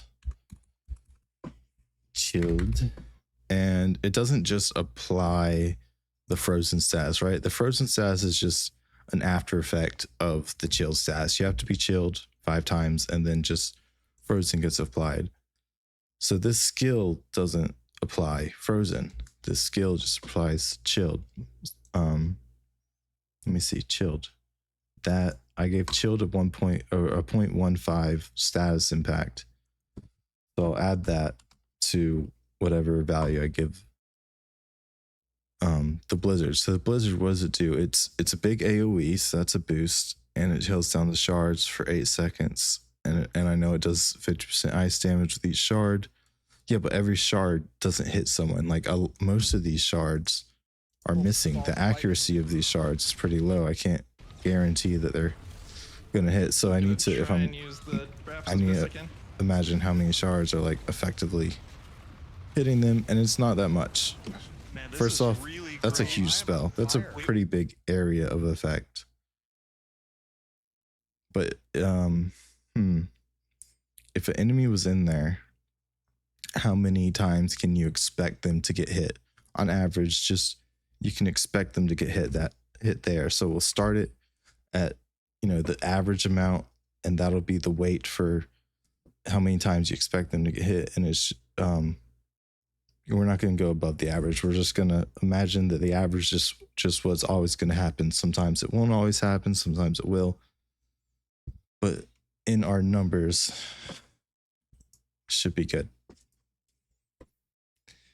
Hey, Javid, how you doing? When? Well, the A2 should be coming, I think, at the end of September. The Alpha 2.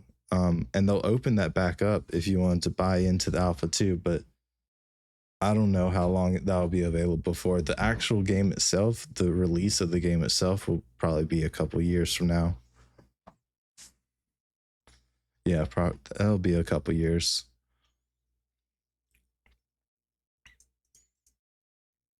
Blizzard. So I at least got a 0.5, I think. Plus he'll probably hit a couple more times. Maybe I'll put it at like a 0.6. This seems good. I don't know. Maybe I'll put it at 0.5. 0.55. Whoops. Pressing all the wrong buttons. So it's gonna end up being, let's do a 0.55. Yeah. So 0.55 plus 0.15. Dang it. Why did I do that wrong? Oh, I missed a period. So I'm saying that Blizzard is a 0.7 spell out of 1. I mean, it could be a little bit higher, but yeah. The highest rating spell that I've rated so far, and I haven't done every class, is the resurrection spell from the healer, because that's just, you can't really revive someone in combat, but the healer can. So that's pretty powerful. If someone dies, you can bring them back to life.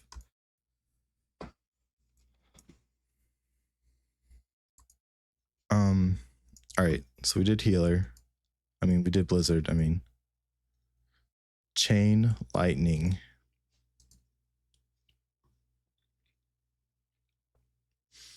A 2-year alpha? Wow. I hope not, man. Or girl, I hope not. I've heard a 1-year alpha might be likely. And they said though they would keep the alpha 2. Can you confirm that? The alpha 2 is gonna stay released until the beta, right? The alpha will go until the beta. And then we don't know how long the beta will last for. Yeah, that's how I'll do.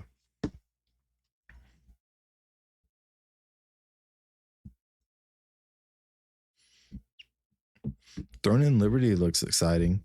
I think it's one of those Tennyson games though, which, Tennyson's kind of hit or miss for me. They have some good ones, but they have a lot of I feel like Tencent really just is trying to squeeze the game industry a lot of times instead of genuinely making good games.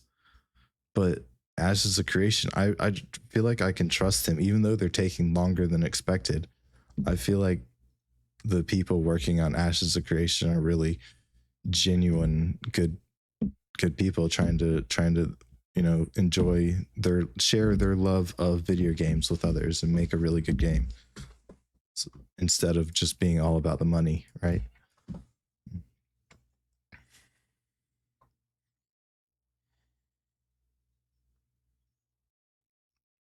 A2 goes until launch, and the alphas turn into test servers for the beta servers during beta phases. Alphas turn into tests for the beta. Okay. And then the test servers get turned into PTR. PTR for lunch. What does PTR mean? PTR.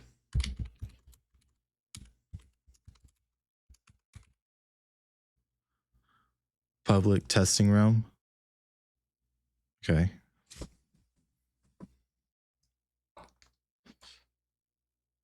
All right, so chain lightning.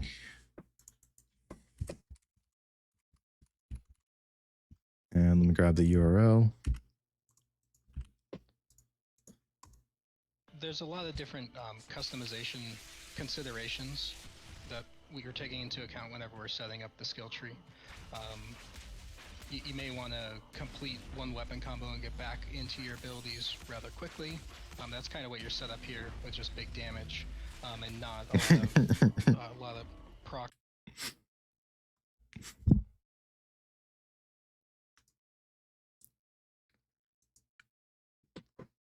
Yeah, this reminds me of that Star Wars evil Sith guy that just shoots lightning from his fingers.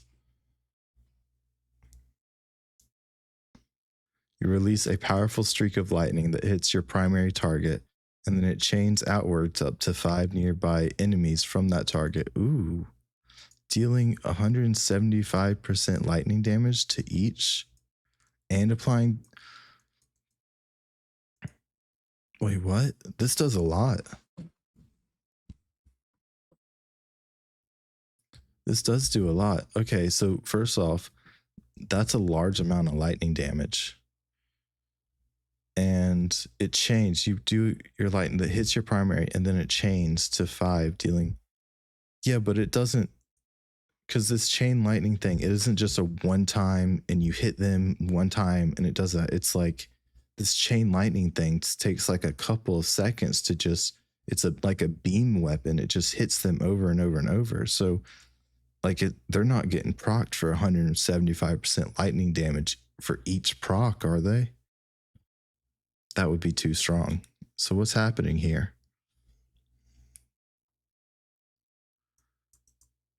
Let me watch the video again. Yeah, there's a lot of different customization. Oh, on. Let's read that. Go back. Customization. Yeah, that's it. All right. Nope.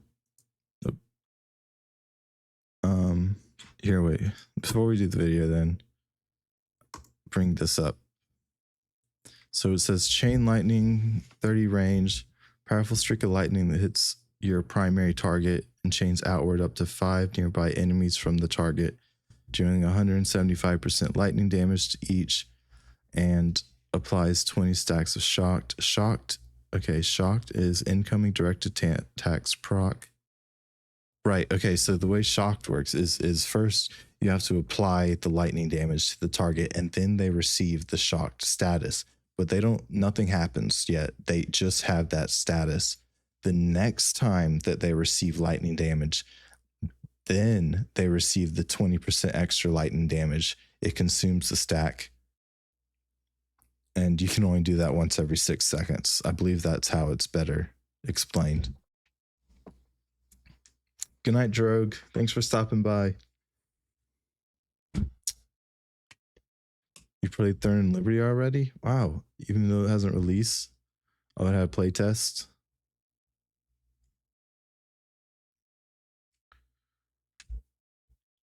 Oh, the server meshing is nice. I geeked out on that a bit. That was cool. All the tech stuff. I'm not like real big into network engineering, but I know a couple of things, I guess.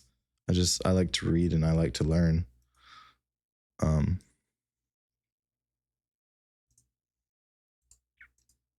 Chain lightning. So what is the value of this spell, of this skill? Indirect fire arcing around the environment.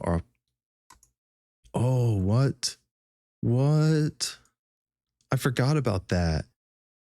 It'll just find its way to the target, even if there's not like a direct path.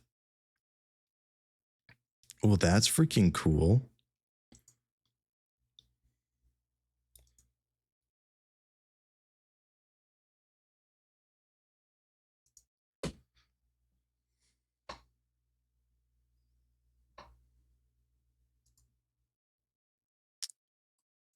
I keep closing that page.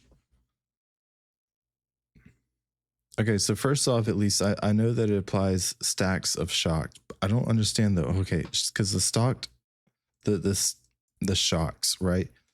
Incoming damage, proc, and additional, and consume a stack lasts 6 seconds. So how can you have more than one stack of shock. I thought that if you had a stack and then the next lightning damage you received consumed the stack and did the proc.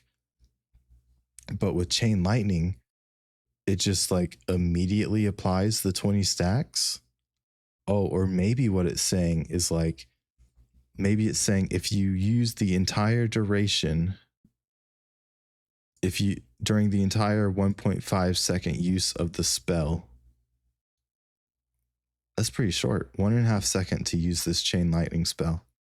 Over that 1.5 second, you apply 20 stacks of shocked with volatile. Shocked with volatile. Shocked is a type of status effect, right? Incoming direct attacks proc. Yeah, so what's the volatile? Volatile. Oh, magical mitigation reduced by 15%. Nice. Chain lightning does that too?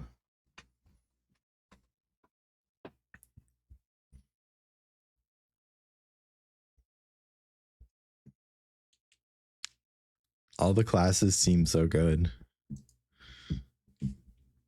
Except Ranger. Boo.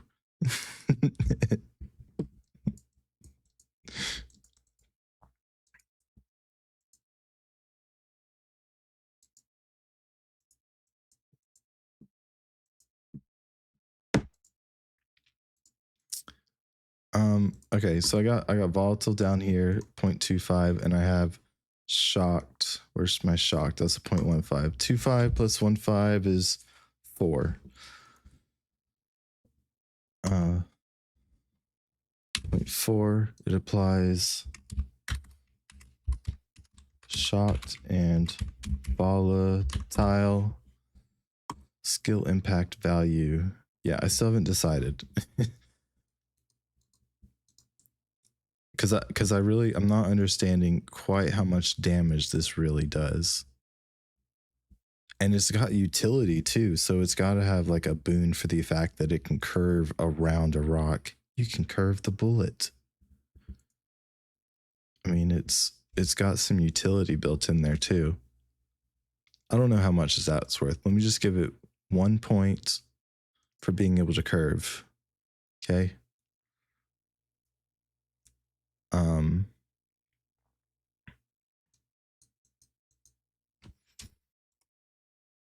Hold on a second. There's a few things about this spell that, so it curves the lightning. It 20 whole stacks of shocked, 2 targets with volatile. So that means probably that the very first tick does apply volatile, and the very first tick, it applies 20 stacks. So the first stack probably just applies the status, but doesn't apply the damage. So I'm looking at 19 stacks. Like, unless we have to take into consideration the fact that the fact that this skill only is useful for 1.5 seconds, and the status effect only lasts for 6 seconds. Direct attacks proc an additional lightning damage and consume a stack. Oh, maybe the way that this shocked is working is maybe it works differently than I thought. Maybe it just lasts for 6 seconds. So so you get hit with lightning and then it applies the shock status, and now for 6 seconds all lightning damage does plus 20. And then after 6 seconds, you can either reapply the shock status effect, or that's probably all. You just have to reapply the first initial tick stock stat. Okay, so so 19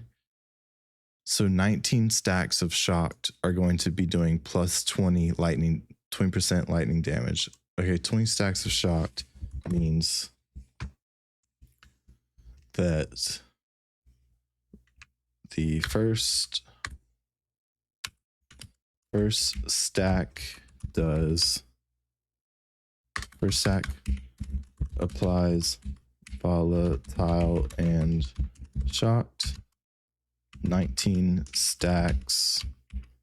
I'll do the plus 20%. Implies 20 stacks of shocked. Stack of shocked. What do you need a stack for? It consumes a stack. Income applies. Okay, so in that 1.5 seconds, is it saying that in that 1.5 seconds it does 20 ticks of damage? That would make sense, right? Sure. Okay, so it does. Let's watch the video. So it does 20 ticks of damage in 1.5 seconds. When does that happen? Considerations that we are taking into account whenever we're setting up the skill tree. You may want to complete one weapon Right there. combo and get back Right into there. your abilities rather quickly. That's kind of what you're set up here with just big damage. Okay, so that's 20 and ticks. not- I mean, that didn't look like 20 ticks, to be honest. I don't want to count them all. Should I? Should I just assume that's 20? I mean, that doesn't look like 20. Dang it, here I am about to just count all of these. Okay. You may want to complete. All right, there's one. There's a 20. That's our first one. That first 20 right there should be applying volatile, and it should be applying our initial shock damage, making it so that the next attacks that follow up will do an additional 20% damage. Oh, yeah. And then the next attack is going to hit for 22, isn't it? Okay, wait, that actually doesn't make sense. I mean, 20% of 20 is 2, so it does an additional 2 damage. That makes sense. What doesn't make sense is that it should also be doing a additional 15% magical mitigation, which means that 22 should be an even larger number than that.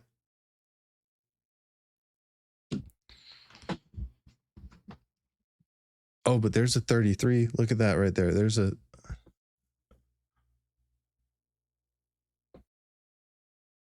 No, but that's too big. Because, like, the calculator. 22 times 1.15. So that means it's an additional 15% equals 25.3. So that should say 25. Maybe 26, but it says 30.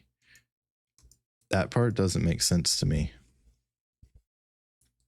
Anyways, we got 1 tick, 2 tick, 3 tick, 4 tick, 5 tick. One weapon Oh, shoot.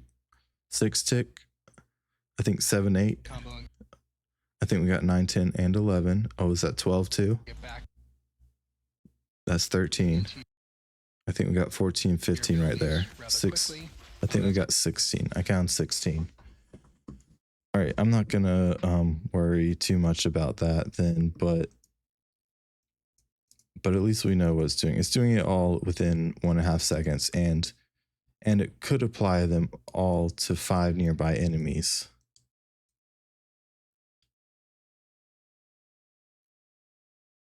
Dealing 175% lightning damage.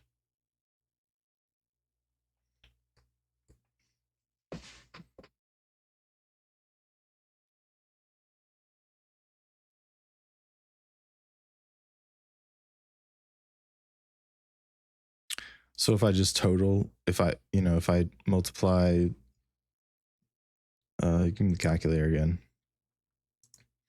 22 times 19 plus 20 equals 438. So is that 170? So yeah, 1.75 times what equals?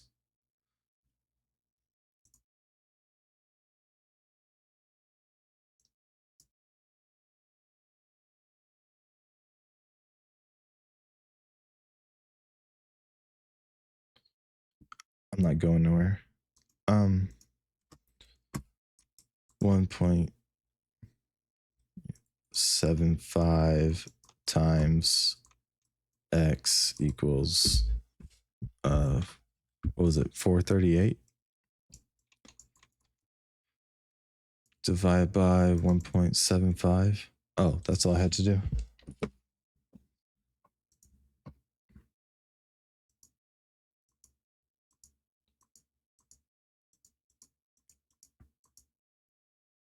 Wait a minute. Do that again. 438 divided by 1.75 equals 250 point some. So my 100% of my, where can I find a 100% of my magic damage on the screen? How much does the light attack represent? How much is just a regular attack? I think I got it way up here.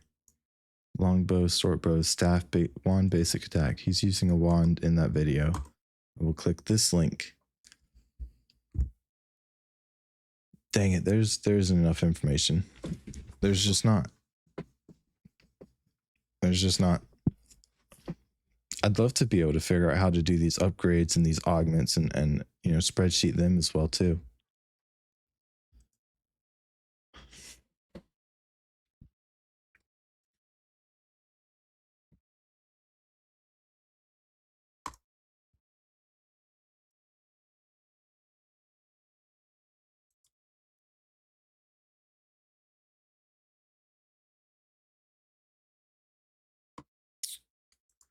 So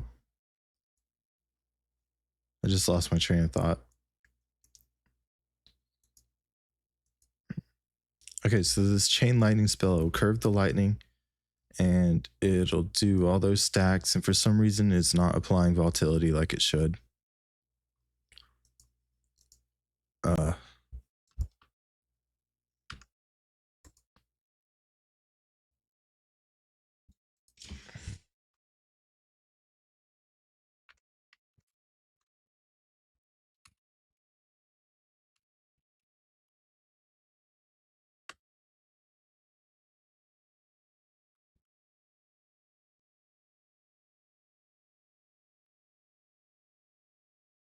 So it does all that. So I don't know where it got the 175% lightning damage. But this is a cool spell. I'd say it's some good damage. Let me look at those numbers again. Customization considerations that we are taking into account whenever we're setting up the skill tree.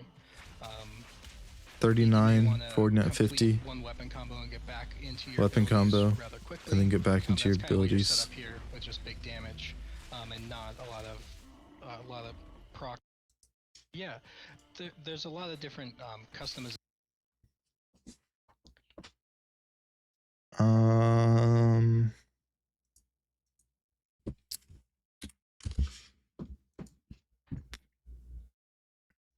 Cooldown 20 seconds.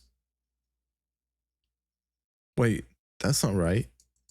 Maybe he was using GM cheats or something in this video, because he used it like a couple seconds after he had finished using it again.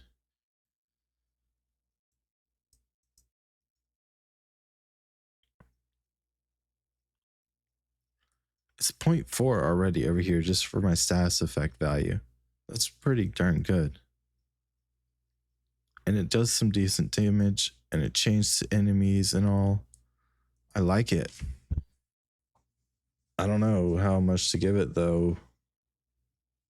Should I give it a 0.4 because it has the other thing at a 0.4?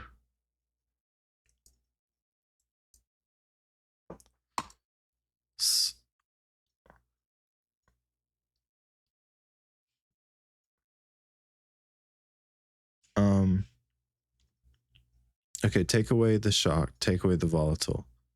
I've already accounted for that. I've already taken that. So all I need to be worried about is the fact that it hits the primary and then it chains to 5 other enemies and it deals damage.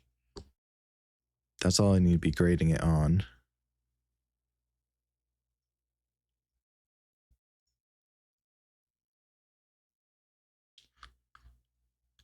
It definitely did less damage than the auto attacks. I could at least say that. It did like half the damage of the auto attacks, of the basic attacks.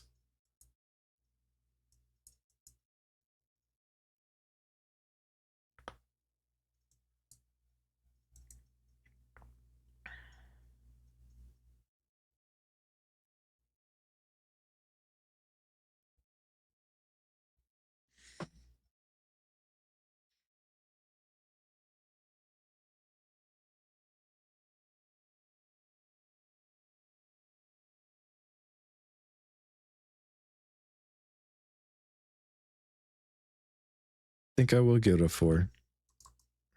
I think that's exactly what I'll do. Hello, keyboard. There we go.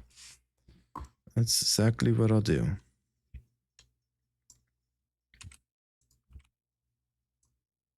I think a 4 is reasonable. Okay. Moving on. We got combust now.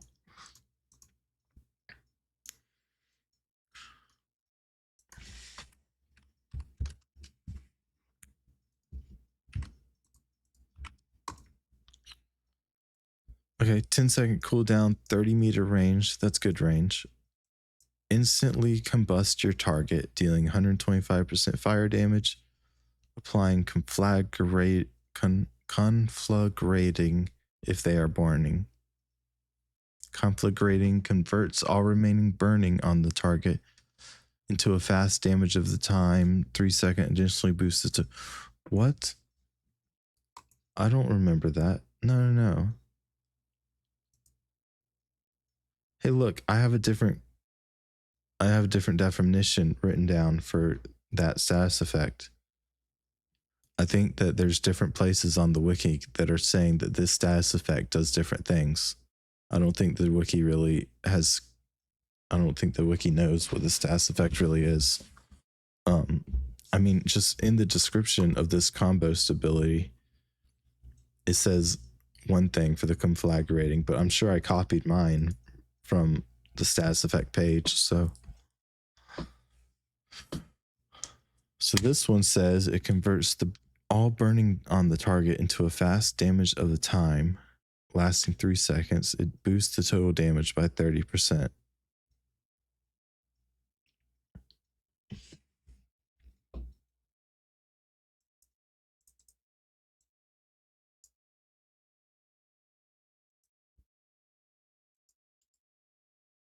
Well, it's possible that I just don't understand it. Like, let me check then. Status. Let me check what the wiki says about that burning status effect. Here it is. Oh, no, not burning. Conflagrated. Burning is known. Conflagrated. Okay. So conflagrated does all that, does that. Burning. Where did I get my definition for conflagrated? Goodness gracious, where did I?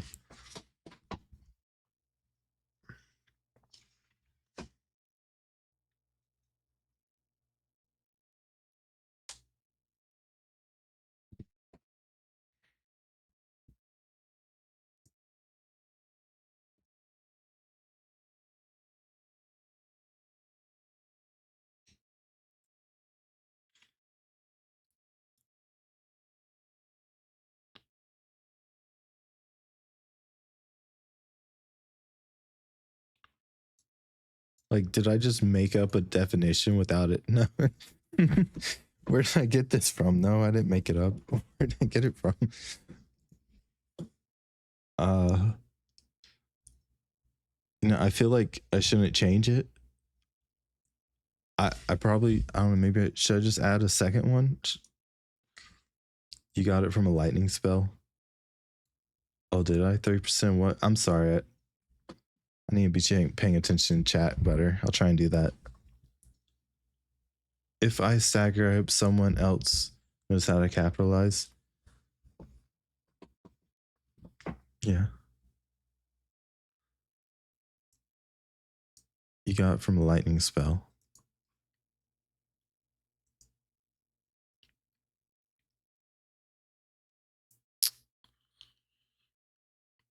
Okay, I think I'm just gonna make a second conflagrated one. I don't know quite what else to do. I'm just gonna make a second conflagrated right here. And hopefully I can just get the same score. Hopefully that's not an issue.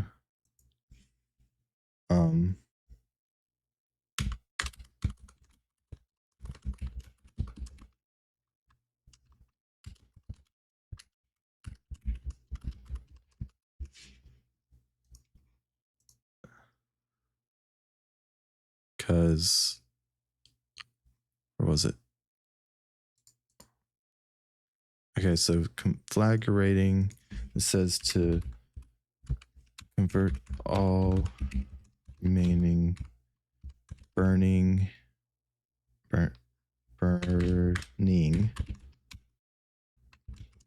the target into a fast damage over time lasting 3 seconds.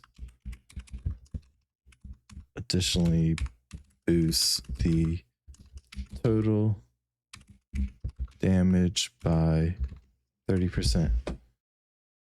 2 questions. I have a guild. What do you think that the 30%? Do you mean this 30%? Pocket start? The boost of the damage? Yeah, that 30. What do I think that is? Additionally boosts the damage by 30% on the target into a fast dot. Additionally boosts. Huh. But I think this only boosts the damage coming from the burning damage over time. I think this only affects the burning damage over time. So like, where do I have? Let me show you. See, in burning, you can stack how many burning spells you have. You can afflict someone with multiple burning statuses at the same time, and that increases the duration. So I think when someone has multiple burning spells, it's saying that this is going to do even more damage over time. Yeah, so it will do more damage the more stacks of burning the target has, in addition to doing even more damage by 30%. That's what I read it as.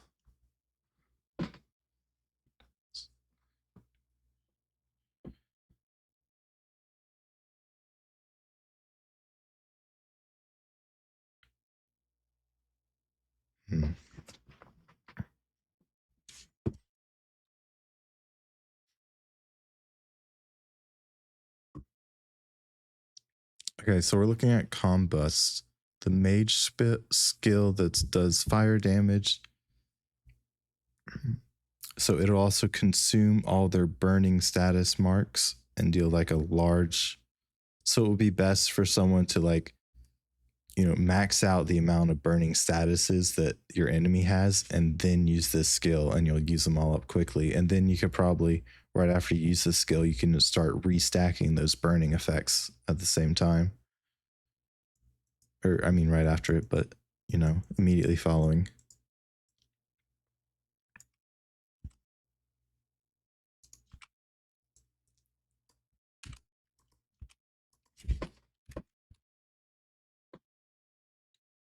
And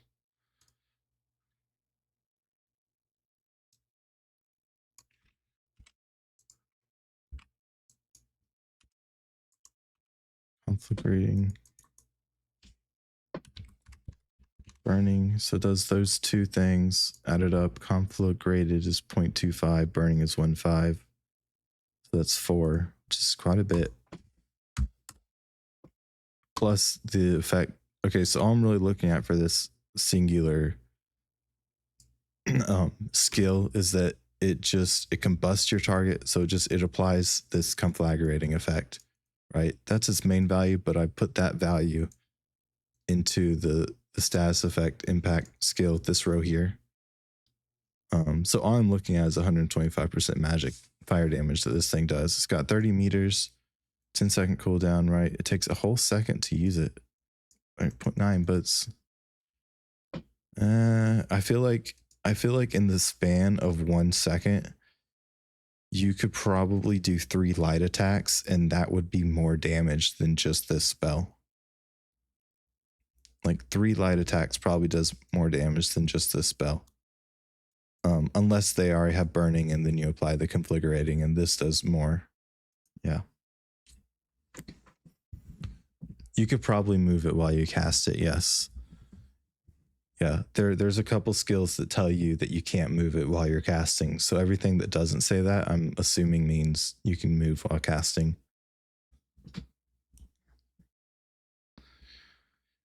Okay, so this really doesn't do much. Let me give it like a 0.2 or like a 1.5 even. Let's give it a 2. No, but then the whole thing will have a 6. I don't know that that's good enough for it. We're going to go back to 1.5. So then the whole thing has a 0.55, right? Okay. Cold of Cone. Cone of Cold. It's a cool name. Before it hits our desk is real. Yeah, that's pretty much what I expected it would do. Before it hits our desk is real. Okay. 20-second cooldown. Look at that. It says it takes 0.9 seconds to use this skill. But in that video we just watched, that didn't feel like 0.9 seconds to use a skill. Before it hits our desk is real. That was like an immediate cast, it looks like. Before it hits our desk is real. I don't know. I think some of this information on the wiki is a little bit wrong, to be honest. But I'm just going to continue on believing it for now. So this, wait, what's it called? It's called the Cone of Cold, and the URL and the definition.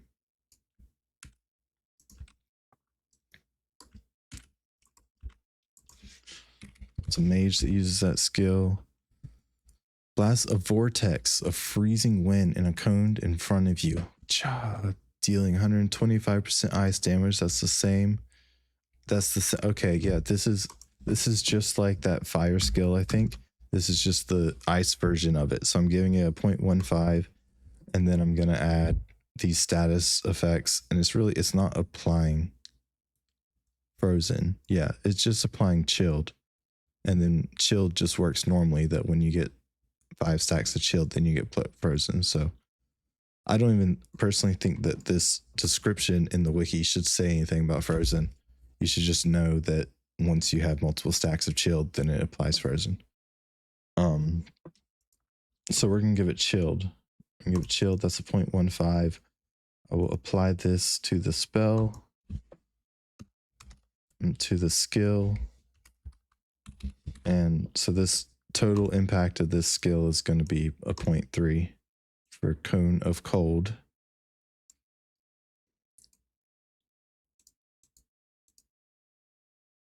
Wait, Combust is supposed to be instant? Supposed to be? Did they have a video for Combust? I'll go back and look. No, they didn't. No. I wouldn't be surprised if it was instant, because as you just saw in the Cone of Cold, that one looked instant, and it also said that it took 0.9 seconds. I really wouldn't be surprised if it actually was instant. I don't know what this 0.9 seconds is about then.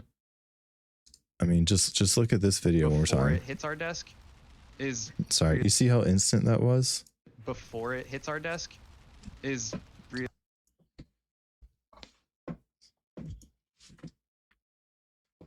Yeah. Okay. Elemental empowerment. Now this one's cool. This one's like, this one, I think this is maybe like the special resource of the mage skill. No, hold on. There was a skill earlier that might be, yeah, this arcane empowerment. Oh, what? Okay, so we have arcane empowerment, and right now we're looking at elemental empowerment. So there's two different empowerment abilities. One second. Is there any other empowerment abilities under the mage abilities? Because I'd like to look at them. No, not yet. I mean, there isn't. But I think this is like a special ability just for the mage. It probably doesn't do much, but it's like a utility thing that capitalizes on the special resource that a mage does have. Not just mana, but like another special resource for mages.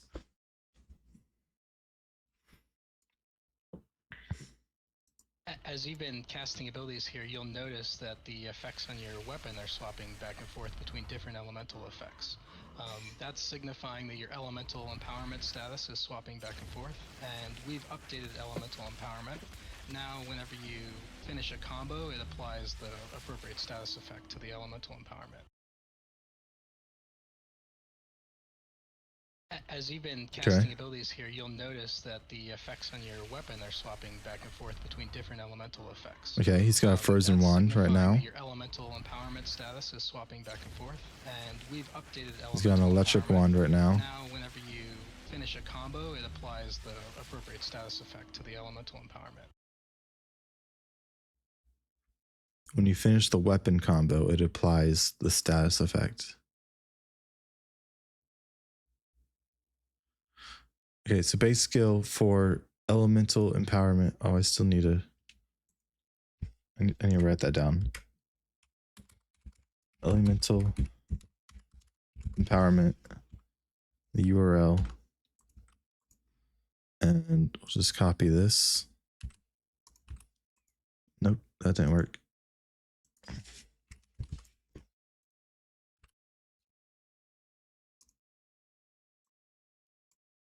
Copy, paste, copy again to get rid of the stuff. There it goes. Whenever you cast a elemental spell, your weapon combo finishers. Your weapon combo. See, I think I'm familiar with the weapon combo, but I'm not sure if I'm familiar with the finishers.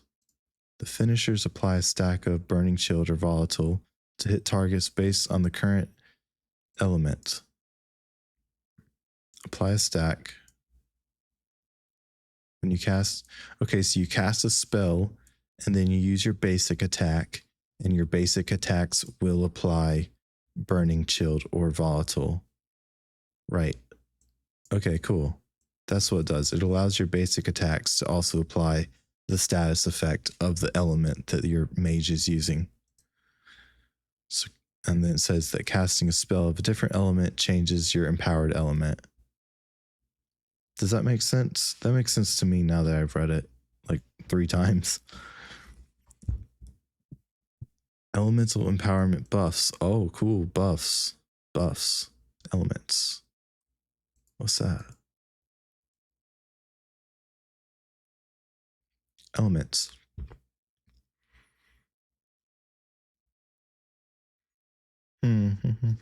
Okay.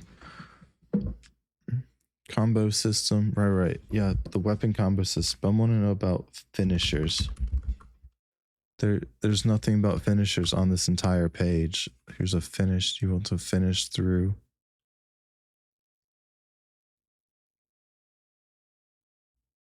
Yeah, there's nothing. Okay, so I'm not sure what the wiki's talking about with finishers right here either.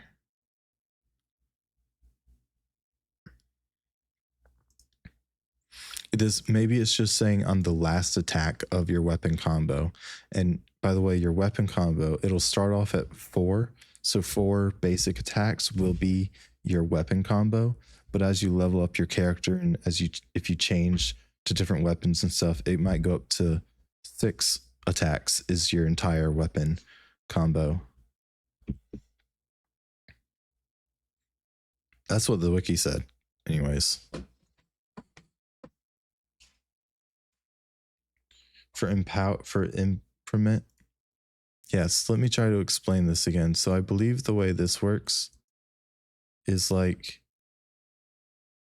so you have to cast as a mage. This is a mage ability. So when you, as a mage, you cast a skill that uses a certain element, like an ice skill, then your weapon takes on that ice buff.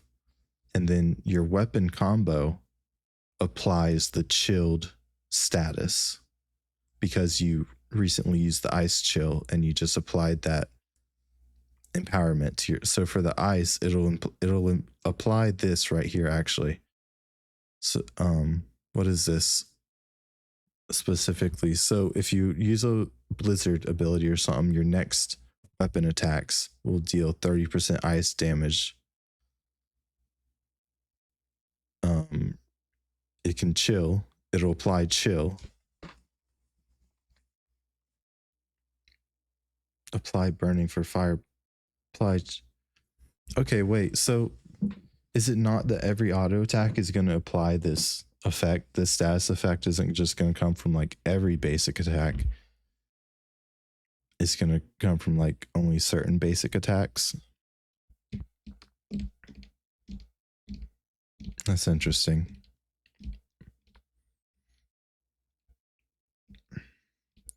And then it resets your frostbolt. Let's see. So for the burning, it applies 60% fire damage, which is double the bonus that you get for the ice damage. And it resets the cooldown of fireball. And then for your lightning, if you use a lightning spell, then it'll apply the volatile buff to your weapon, which allows you to apply electrified and resets the cooldown of your lightning strike skill. Let's watch the video again. As you've been casting abilities here, you'll Yeah. notice that the Fireball and Firebolt are like, they're the same skill, I think. They just weren't sure what to call it, but now they're trying to merge it into, it's the same skill. I think they're calling it Fireball. We'll look at it. Now, whenever you finish Sorry. a combo, it applies the. As you've been casting abilities here, you'll notice that the effects on your weapon are swapping back and forth between different elemental effects. That's signifying that your elemental empowerment status is swapping back and forth, and we've updated elemental empowerment. Now, whenever you finish a combo, it applies the appropriate status effect to the elemental empowerment. Yeah, he said when you finish the combo too. So I guess it's just like on the last attack of your weapon combo, of your basic attack combo, on the last one, then it gets the status effect applied to the enemy, I think.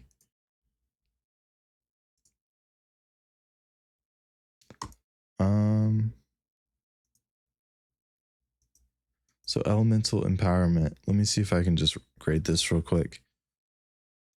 So it does all these buffs, right?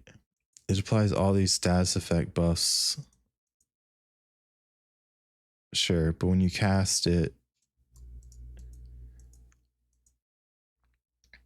okay, so like 1.5, because this allows you, this enables you to be able to have all these buffs. Whenever you cast, cooldown 1 second, use one. Oh, this is a passive, isn't it? This isn't an active skill. This is like a passive skill.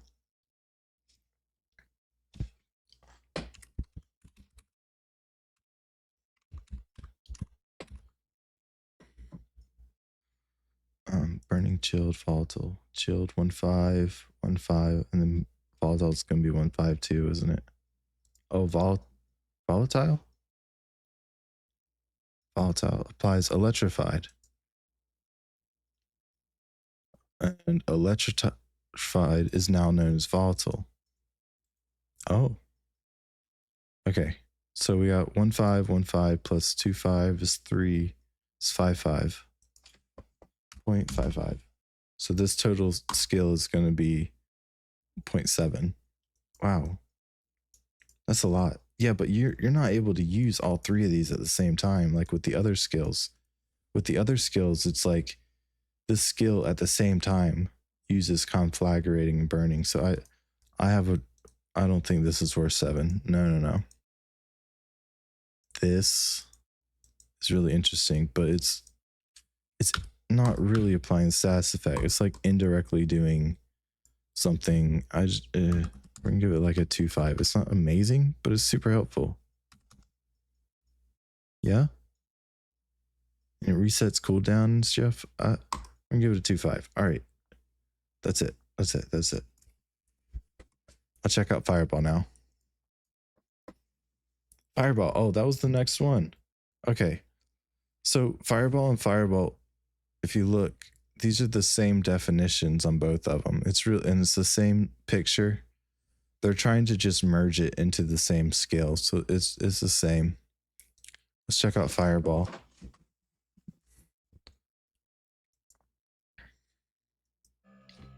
Same.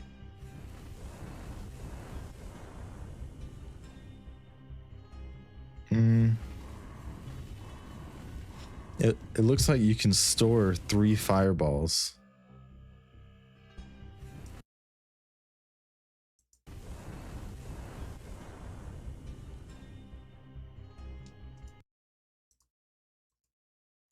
I want that little wheel that shows me at what time of the video is playing. I want that thing to disappear because I think it's hiding. I can't quite see the resource, the number. If you see I want to see that number right there.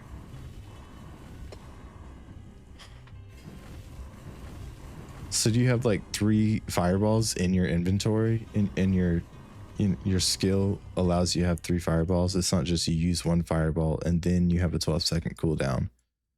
It's like you have 3 fireballs ready, and if you expend all 3, it's a 12-second cooldown, or it's like a 12-second cooldown per each stack, but you're allowed to have all 3 stacks go to the same ability of a fireball. It's got the same range as a basic attack. It does have 3 charges. Yeah. Okay. 3 charges. Quick cooldown. Cool. Okay. Does 100 fire damage, applies burning for 75% damage, and 3 charges. How much damage is usually given from burning? Burning.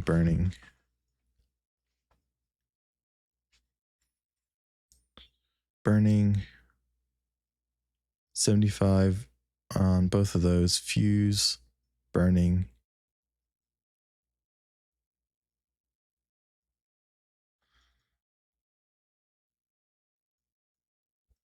See, this applies burning at 50% damage. This magma field.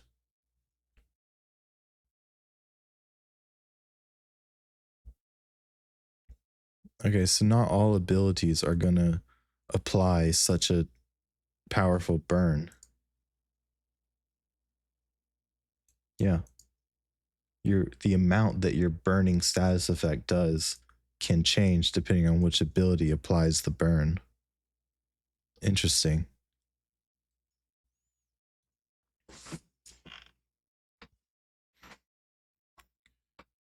And then fireball is, of course, if you throw fire at someone. So 100 fire damage, that's not special. Fireballs, I think that's probably an extraordinarily reliable spell, right? Like, but I don't think it's going to do any amazing damage.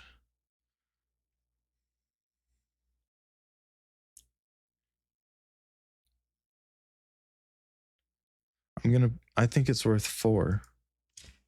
I think that's going to be worth a 0.4. It's going to apply burning. And burning is a 0.15. So this ends up being a 0.55 spell. And you can use it 3 times. So that's pretty good. You have 3 charges of a 0.55 spell, I think.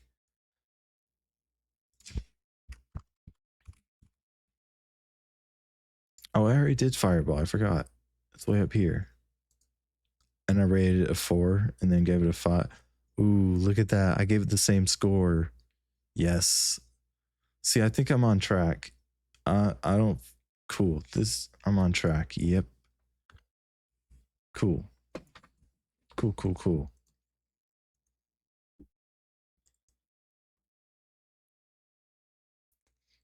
All right, fissure. Is there? Yeah, quake. Quake seems pretty cool when we get to it. I haven't looked at fissure yet, but it reminded me of quake. So it's an earth spell. It's like a earthy spell. Deals pierce damage. 12-second cooldown. Frontal line. Okay, so it's like a skinny but long or like medium range, just like spell. So it's frontal line. I wonder if you can use this to block off enemies where they can move. I wonder if this can kind of block enemies from not being able to go in the, like, can you just kind of put a wall? Is this kind of like a miniature wall that they have to jump over or something? Call force spikes of earthen spikes, jagged earthen spikes in a line in front of you, dealing 175% piercing damage, applying staggered and launching. You can, that's cool. So it's a crowd control ability too. Okay. Very nice. It just launches the enemy. That's not a status effect at all. Staggered. Let me remind. Staggered makes the target's physical abilities muted or inaccessible. Okay, so this is a great ability to use against physical damage opponents.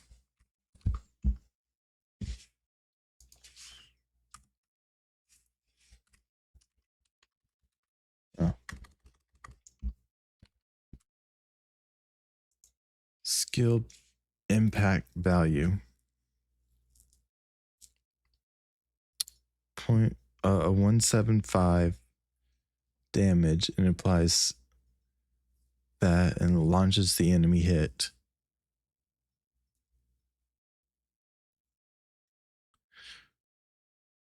So the damage is respectable, but the crowd control is pretty cool, I think. I don't know. I'm imagining you launching someone like 30 meters away, but maybe it's not that much. Maybe just launch them like 5 meters to the side or something.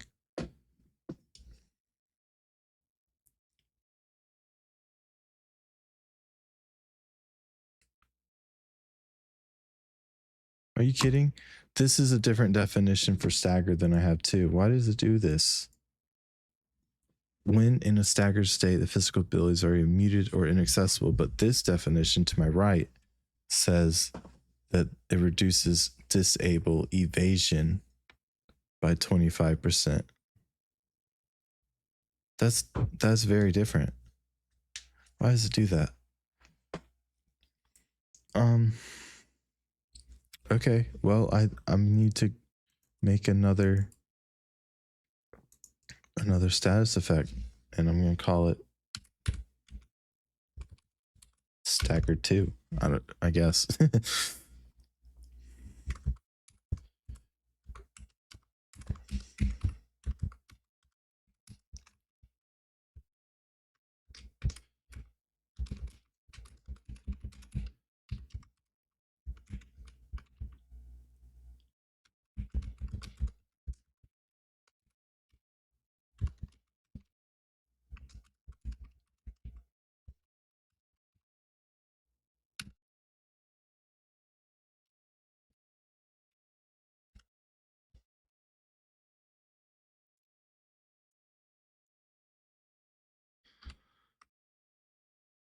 I'm gonna give that a 0.25 as well.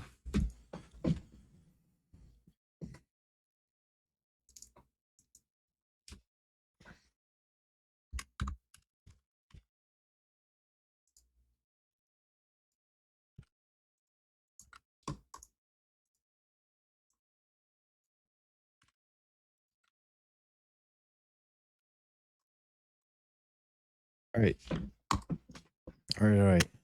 Let's think. We got 2-5 from the staggered, but we're launching the enemies and we're doing 175 piercing damage. Piercing damage from the mage. So is this? Does that mean it scales with the mage's magical damage, or is this something that scales with like the mage's sword weapon damage or something? Or if you actually, for some reason, if you build a melee physical damage mage, this might be good.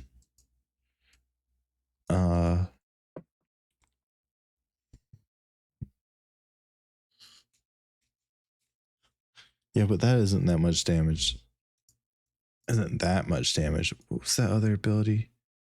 The chain lightning. The chain lightning did this much damage, but it applied all those effects. Oh, and it affected 5+ targets. And it could bend around rocks. Okay, so this is gonna, but it launches the enemy. I'm gonna assume that it only launches the enemy a little bit, like 15 meters, which is like half of your basic attack distance, which is still a sizable distance.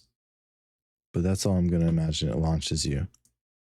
And let me look at chain lightning, where we have this other 175% lightning damage. I gave that a 4.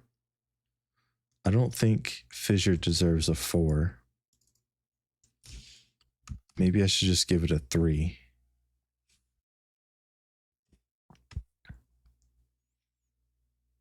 I don't know how good that launching is. Is that worth a 3?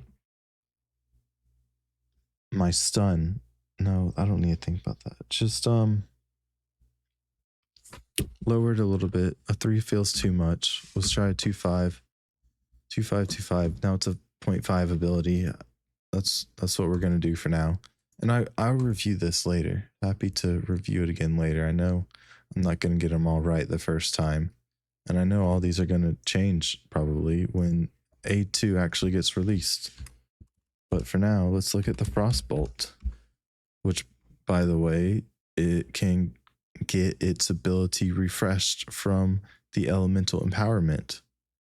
So if you want to do a Frost build, you'd surely want to use this ability.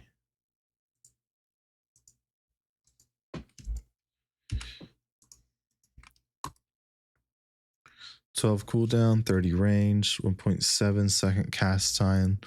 Launches a bolt, dealing 225% ice damage. Applies frozen if chilled. Okay. So does it apply chill?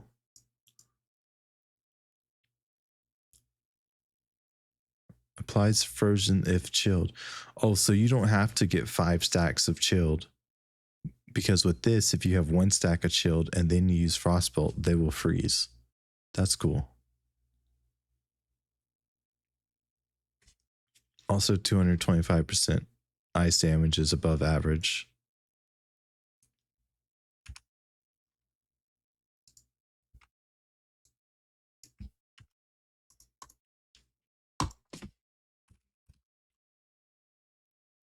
So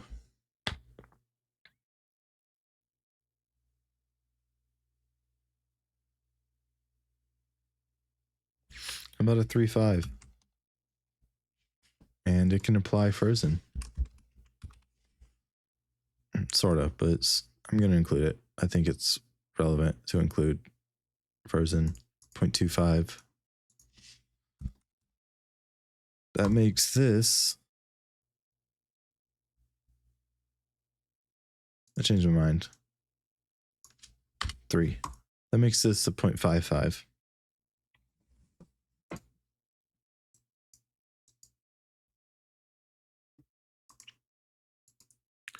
My next ability is a Hoar Frost.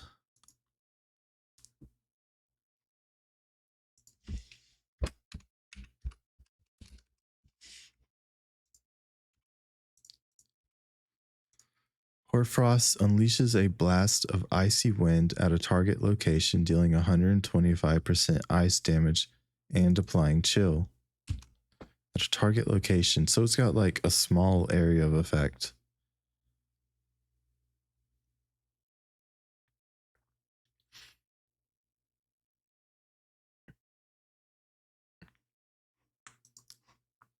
It's like a small ranged area of effect.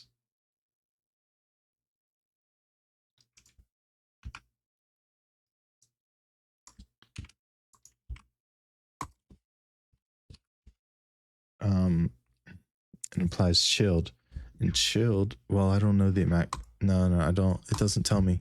Because I wanted to say how much it slowed, but all I know is that it does slow. I don't know how much it slows percentage wise.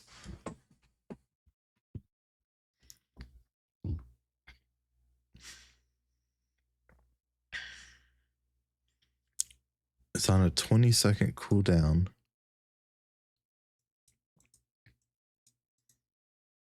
Horror Frost.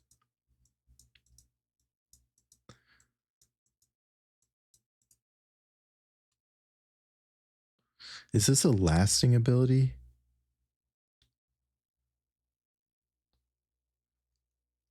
This kind of sounds like it would last for a couple of seconds once you cast it.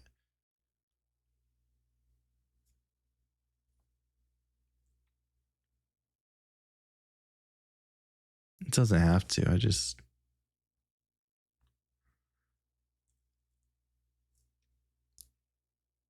this good? I don't know. This kind of seems not that good. Yeah, this doesn't seem that good. I'm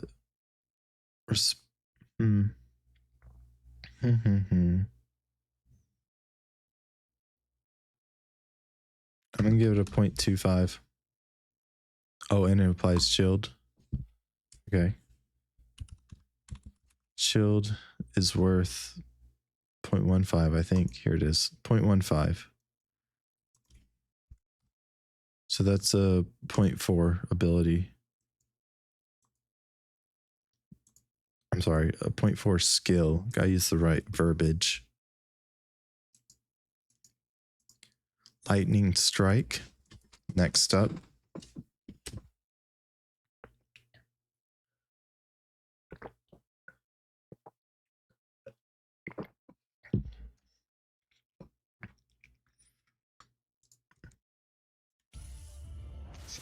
Update to the ability Arcane Volley. I think it looks great. Siva did a great job with that.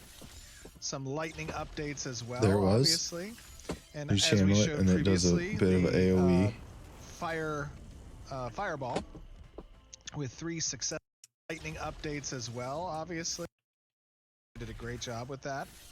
You Some channel lightning it. updates as well, obviously. That's pretty good And damage, I think. A little more straightforward. Bread and butter, single target ability. You can charge it. Oh, you can release it sooner. That's handy. Yeah.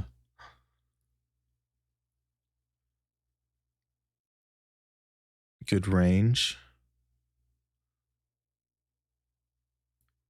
It's a held ability unleashed upon your target, doing 275% lightning. Oh, and it applies 20 stacks of shocked.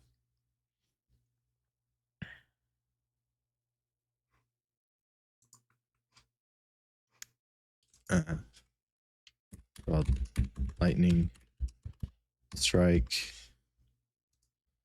URL.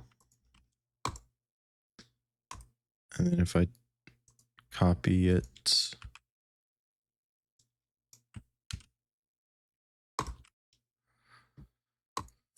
it's Mage ability.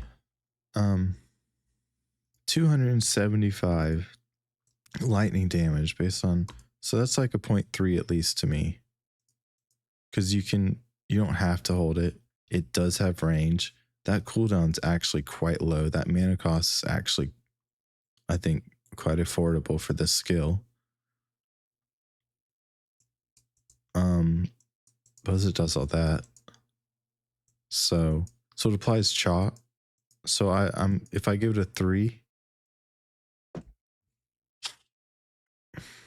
I could give it a 4. Applies 20 stacks of shocked. Am I understanding shocked correct? Okay, wait, before I look. What do I think that means when it says applies 20 stacks of shocked?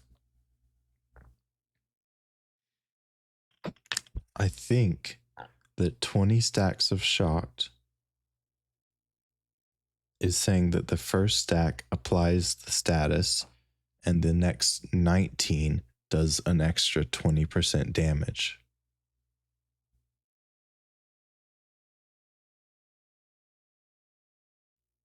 No, because it doesn't hit this target 20 times. It hits this target one time.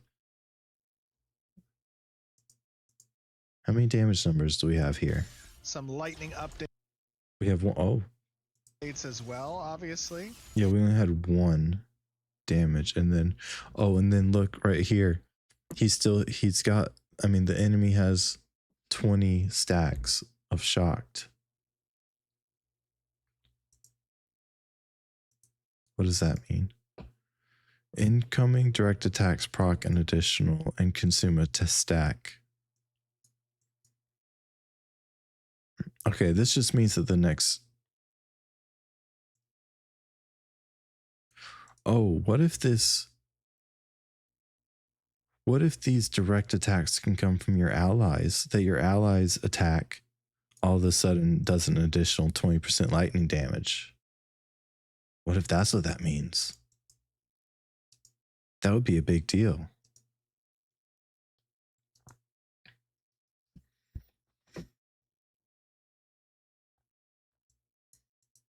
Because he's not using all 20 stacks. He's just applying the 20 stacks. With this one lightning strike ability, you just apply the stacks. You don't use the stacks. Now to use the stacks, that would come afterwards with the next attack. Hold on. He's about to, in this video, you're going to attack him again. What happened?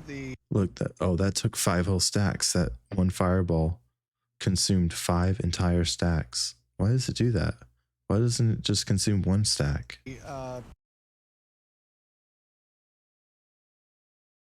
What's going on here? Why does a fireball consume 5 stacks of lightning? Of lightning, nonetheless. I thought it had to be a lightning ability. I mean, okay, so that confirms that it is any damage from your character. When it says shocked, incoming direct attacks proc. So it's like any incoming direct attacks from your character confirmed. Maybe not other people's characters, but confirmed with your character, it does an extra proc of any. It doesn't have to be a lightning attack proc.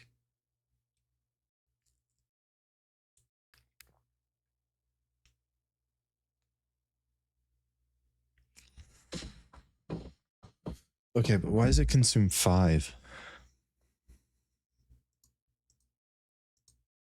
Let me look at Fireball again. Is there anything here that tells me why it would consume lightning shocked charges?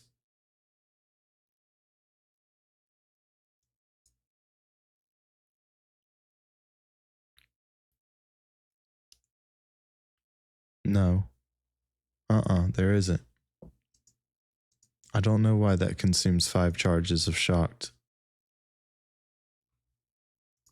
But it does, and when you use this ability, you apply those charges, which is good for this ability. This is a good ability. Okay, so shocked. And how much is shocked worth? It's 20 stacks worth. 15. Sure. I mean, yeah.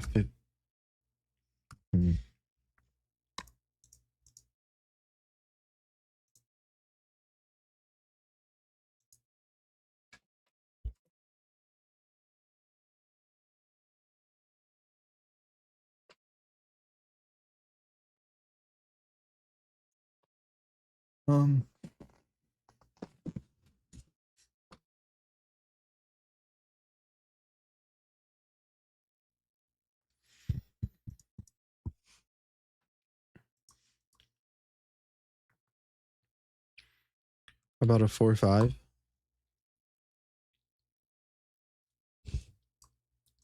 That's where we're going to start it.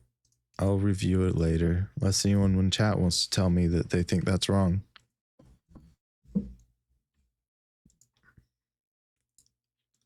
Magma field.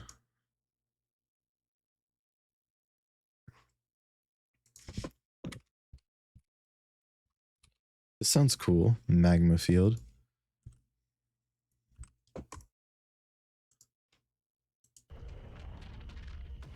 Okay, did a pass and all.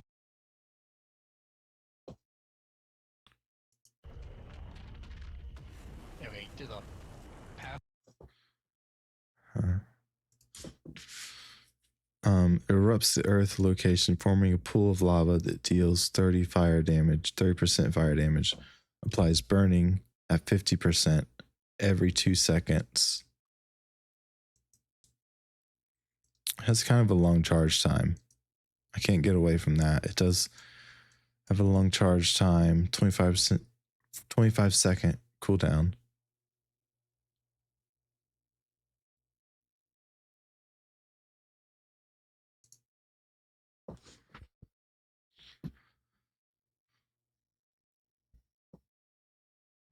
Okay, so it applies burning, and that is a 0.15. Rips the earth, 30% fire damage, much at all. And so the big thing about this is that it just continually applies burning if they stand in it. That's really the whole. That's the big value of this skill. And the burning damage that it applies is a weaker proc of burning damage. It's only a 50%. Some of those other skills have a 75% fire damage proc applied on their burning. Also, separately every 2 seconds. So this is only worth 4 stacks of burning. Well, I don't know anything about how effective multiple stacks of burning are, or like how many stacks is the max amount of stacks of burning. I don't know that, but this seems like a weak ability. And honestly, that whole area of effect, it's a small area. Okay, did a If that area was like 3 times bigger, I could see this being something, but it's a very small area skill. And it doesn't do much damage. And it procs very slowly. And it procs at a lower rate.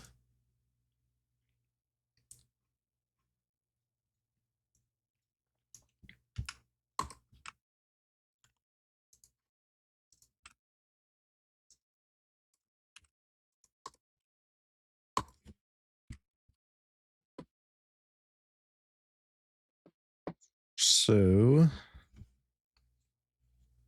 how do we figure out a score for this? It isn't going to be good. It ain't going to be too good. Glass of ice. Maybe it's a 2-5. Yeah, so here's a 2-5 from the frost tree.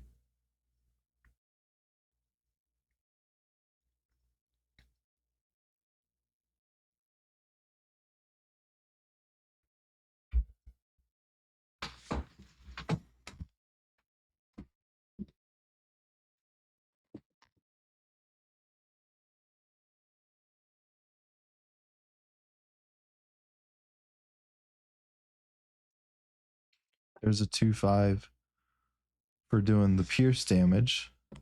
I feel like this is going to be the 2-5 skill for the mage of the fire damage. Okay, moving on. That was a quick one. Meteor. Ooh, I hope this is good. That sounds exciting. Every 45 seconds, 35-meter range.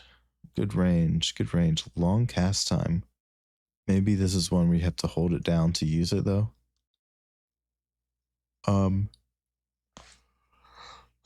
Excuse me.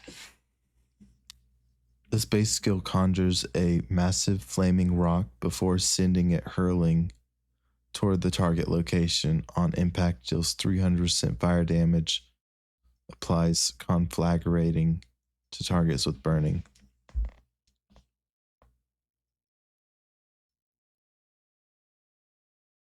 I just suspect that a meteor would be really strong, you know?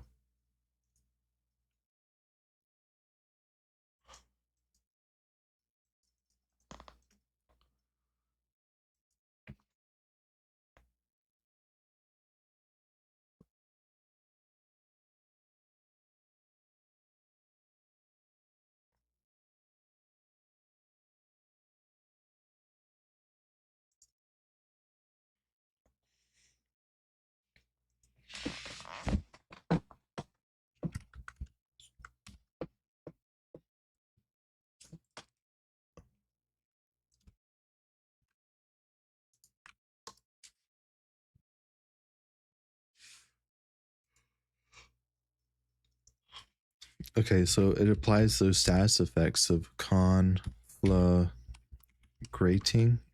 and burning to targets. So it applies. No, so it doesn't apply burning. It only applies conflagrating, and only if they are already burning. How much is that worth? Conflagrating 0.25.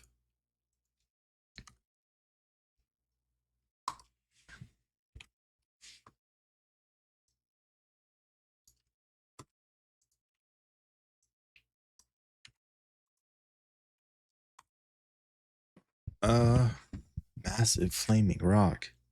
Like,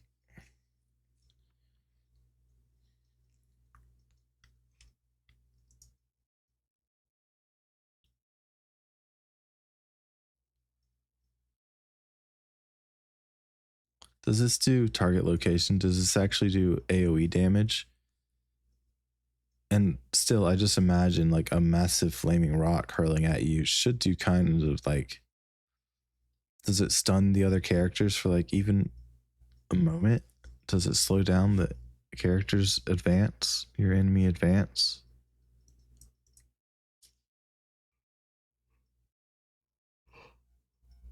I mean, this sounds like something that should knock an enemy over if they get hit by it.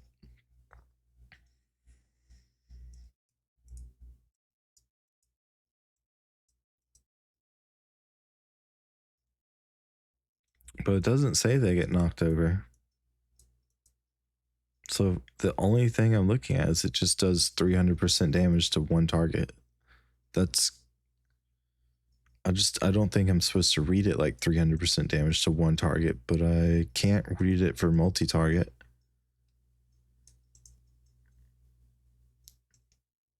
Target location. Maybe that's why it is implied that there's like a small AoE.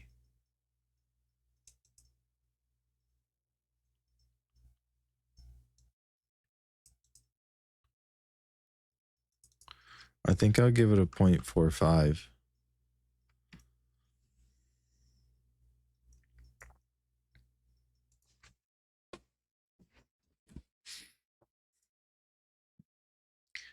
Prismatic beam. This looks cool. 45-second cooldown.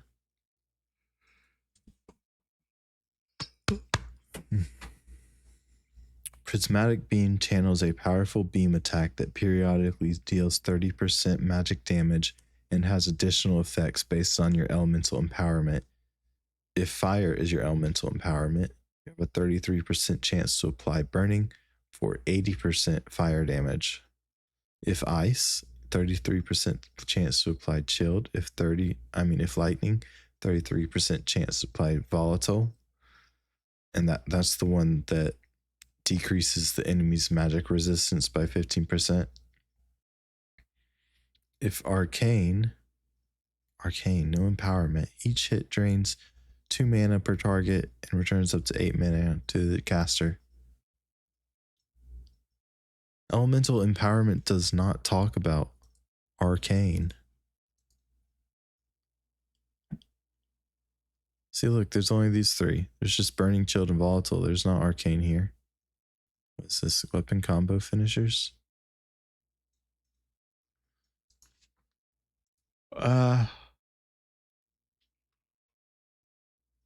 It's a powerful beam attack.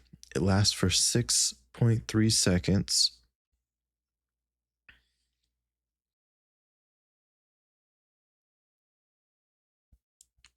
%30 isn't much, but you could get multiple ticks with it. It kind of sounds like it's a really big attack. Why are you going to hit that many enemies?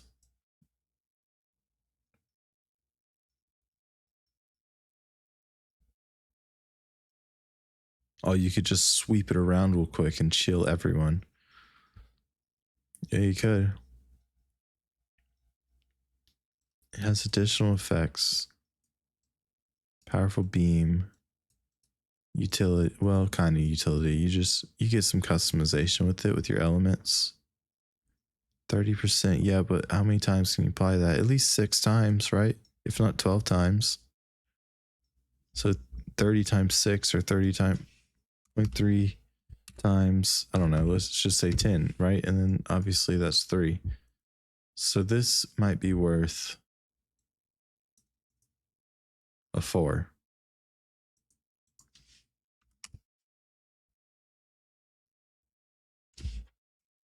Yeah?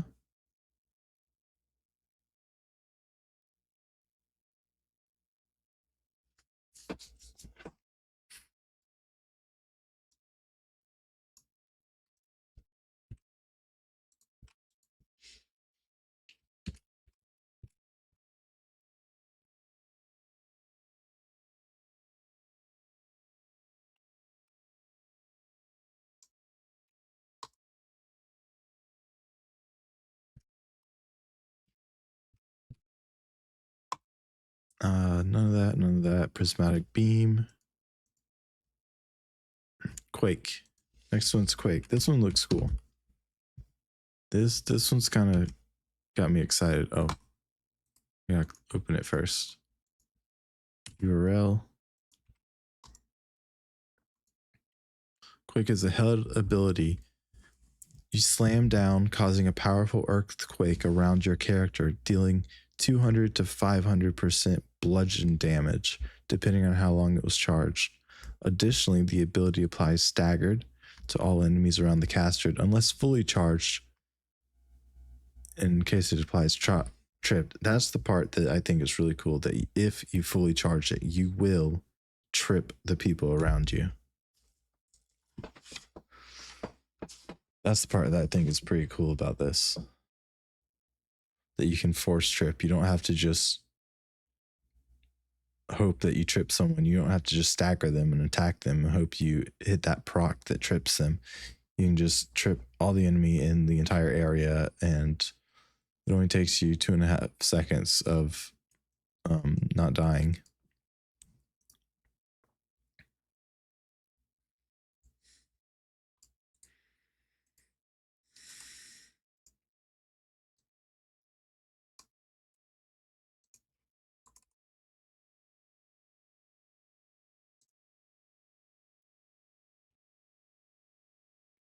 So plus 500% damage. So even, all right, let's do at 200% damage and it staggers. Oh yeah, include that. Staggered. Duh. Staggered is up here. Oh, which staggered is it talking about? Staggered reduces disabled evasion by 25%.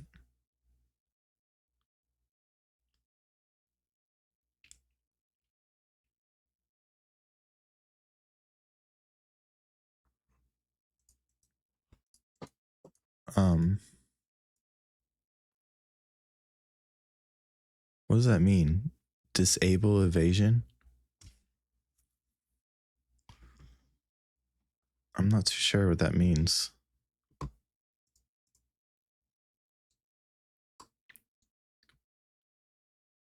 So we have Quake.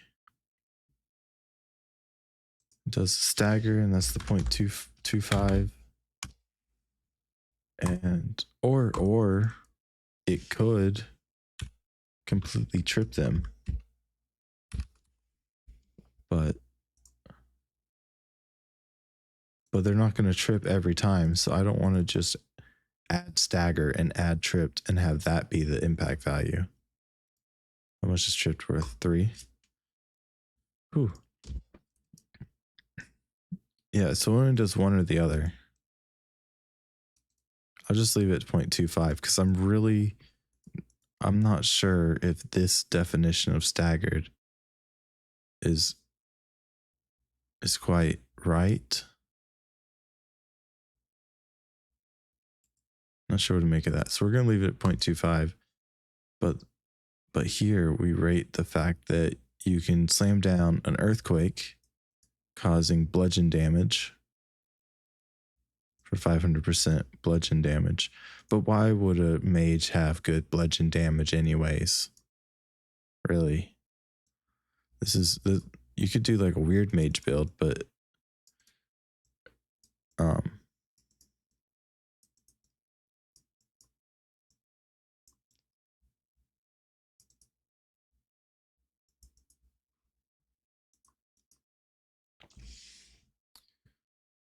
I'm gonna give it a 0.3.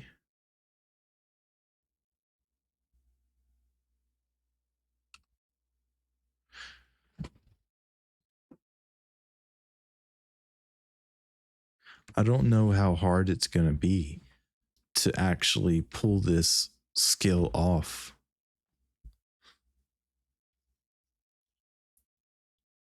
And I don't know how big that AoE is. It just says a round caster. Maybe that means it's really small. We're going to do 0.2.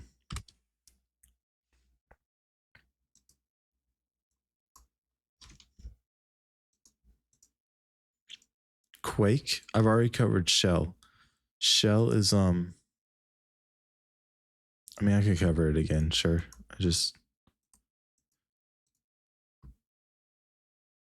Shell is a status effect for some reason. From my understanding, it's considered a status effect. And I think it's like the best rated status effect I have because the entire skill is the status effect. You put up a barrier that blocks your magical. Yeah, this is a pretty classic mage spell that you've probably seen before. It's just a big health shield. It absorbs a bunch of damage and it has a duration, so usually you want to time it with when you're going to anticipate. Yeah, you know.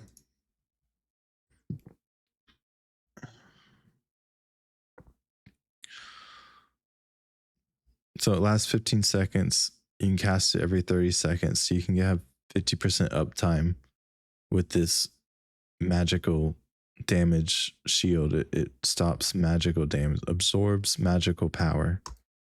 So I don't think it stops physical damage. I'm pretty sure it does nothing against physical damage, but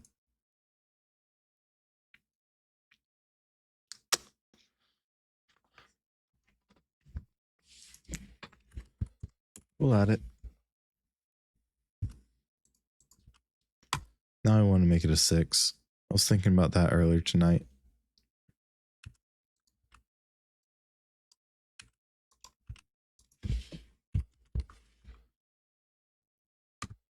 I'll just do 0.55. It's not much, but here, shell 0.55.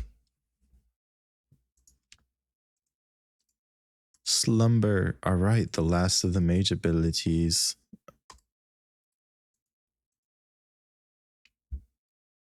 Targeted skill, 30 mana, 30-second cooldown, 30 range, 2.2 seconds to cast.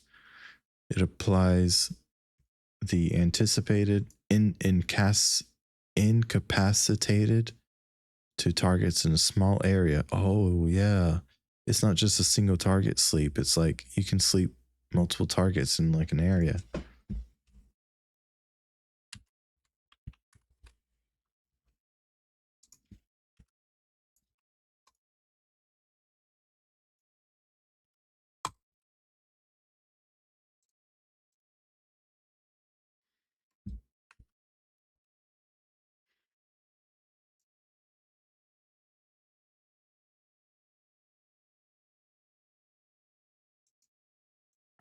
Otherwise feel like just a disparate set of spells that don't really belong together. Okay, and he put him to sleep. Applies the spell to primary. I mean, there's no real. Well, does it to the whole? Yeah. Okay, so the ability allows you to do it for an area around the target. It's not single target, it's area of effect, kind of. So that's the benefit of the skill. That's the area of effect. How much is that worth? Area of effect, sleep? I don't. 2.5. Sleep. And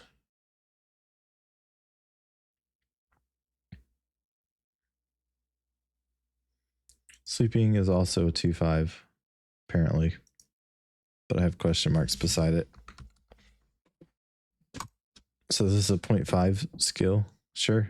I mean, it's what it is. Cool. Okay, so now we've gone over the mage. Let's just go ahead and review everything we've gone through for the mage, starting up here at the top again.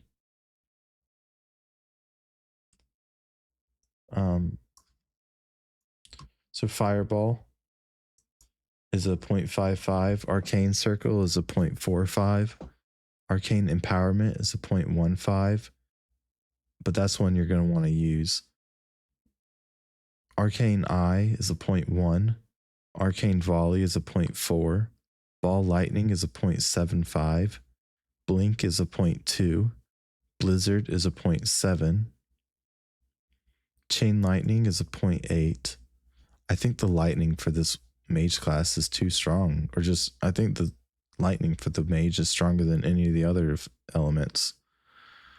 Combost is 0.55, cone of cold 0.3, elemental empowerment 0.25. Huh? There's nothing here.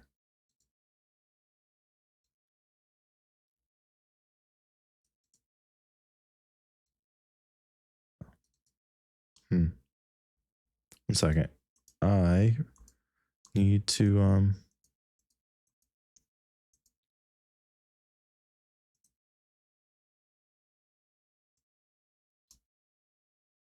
there it goes. There it goes. You just drag this down pretty far. Okay. There it goes. Where were we? Cone of cold is a 0.3. Elemental empowerment is a 0.25. Fissure is a 0.5. Frostbolt is a 0.55. Hoarfrost is a 0.4. Lightning strike is a 0.6. Magma field is a 0.4. Meteor is a 0.7. Prismatic beam is a 0.4. Quake is a 0.45. Shell is a 0.55. And slumber is a 0.5. From this, I believe it could be said that the lightning mage is the strongest type of mage. I'm pretty sure over a long battle that the fire mage would out DPS the lightning mage.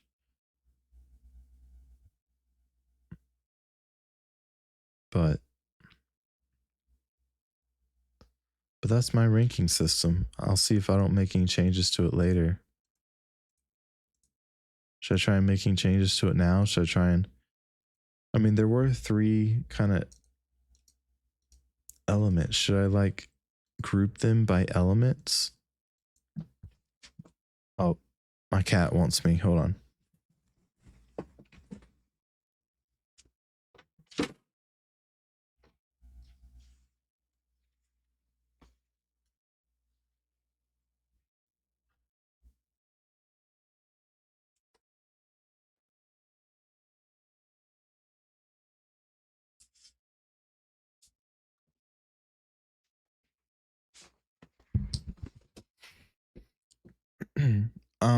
I'm gonna actually just end the stream here.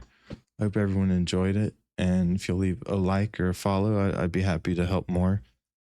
I'm gonna be looking into some spreadsheets for Ashes of Creation. I'm definitely gonna be doing that long term, trying to figure out how to get good damage, get good just stuff done in Ashes of Creation. I want to put it in spreadsheets. I want to do some math with Ashes of Creation and try and find best in slot stuff just for the fun of it.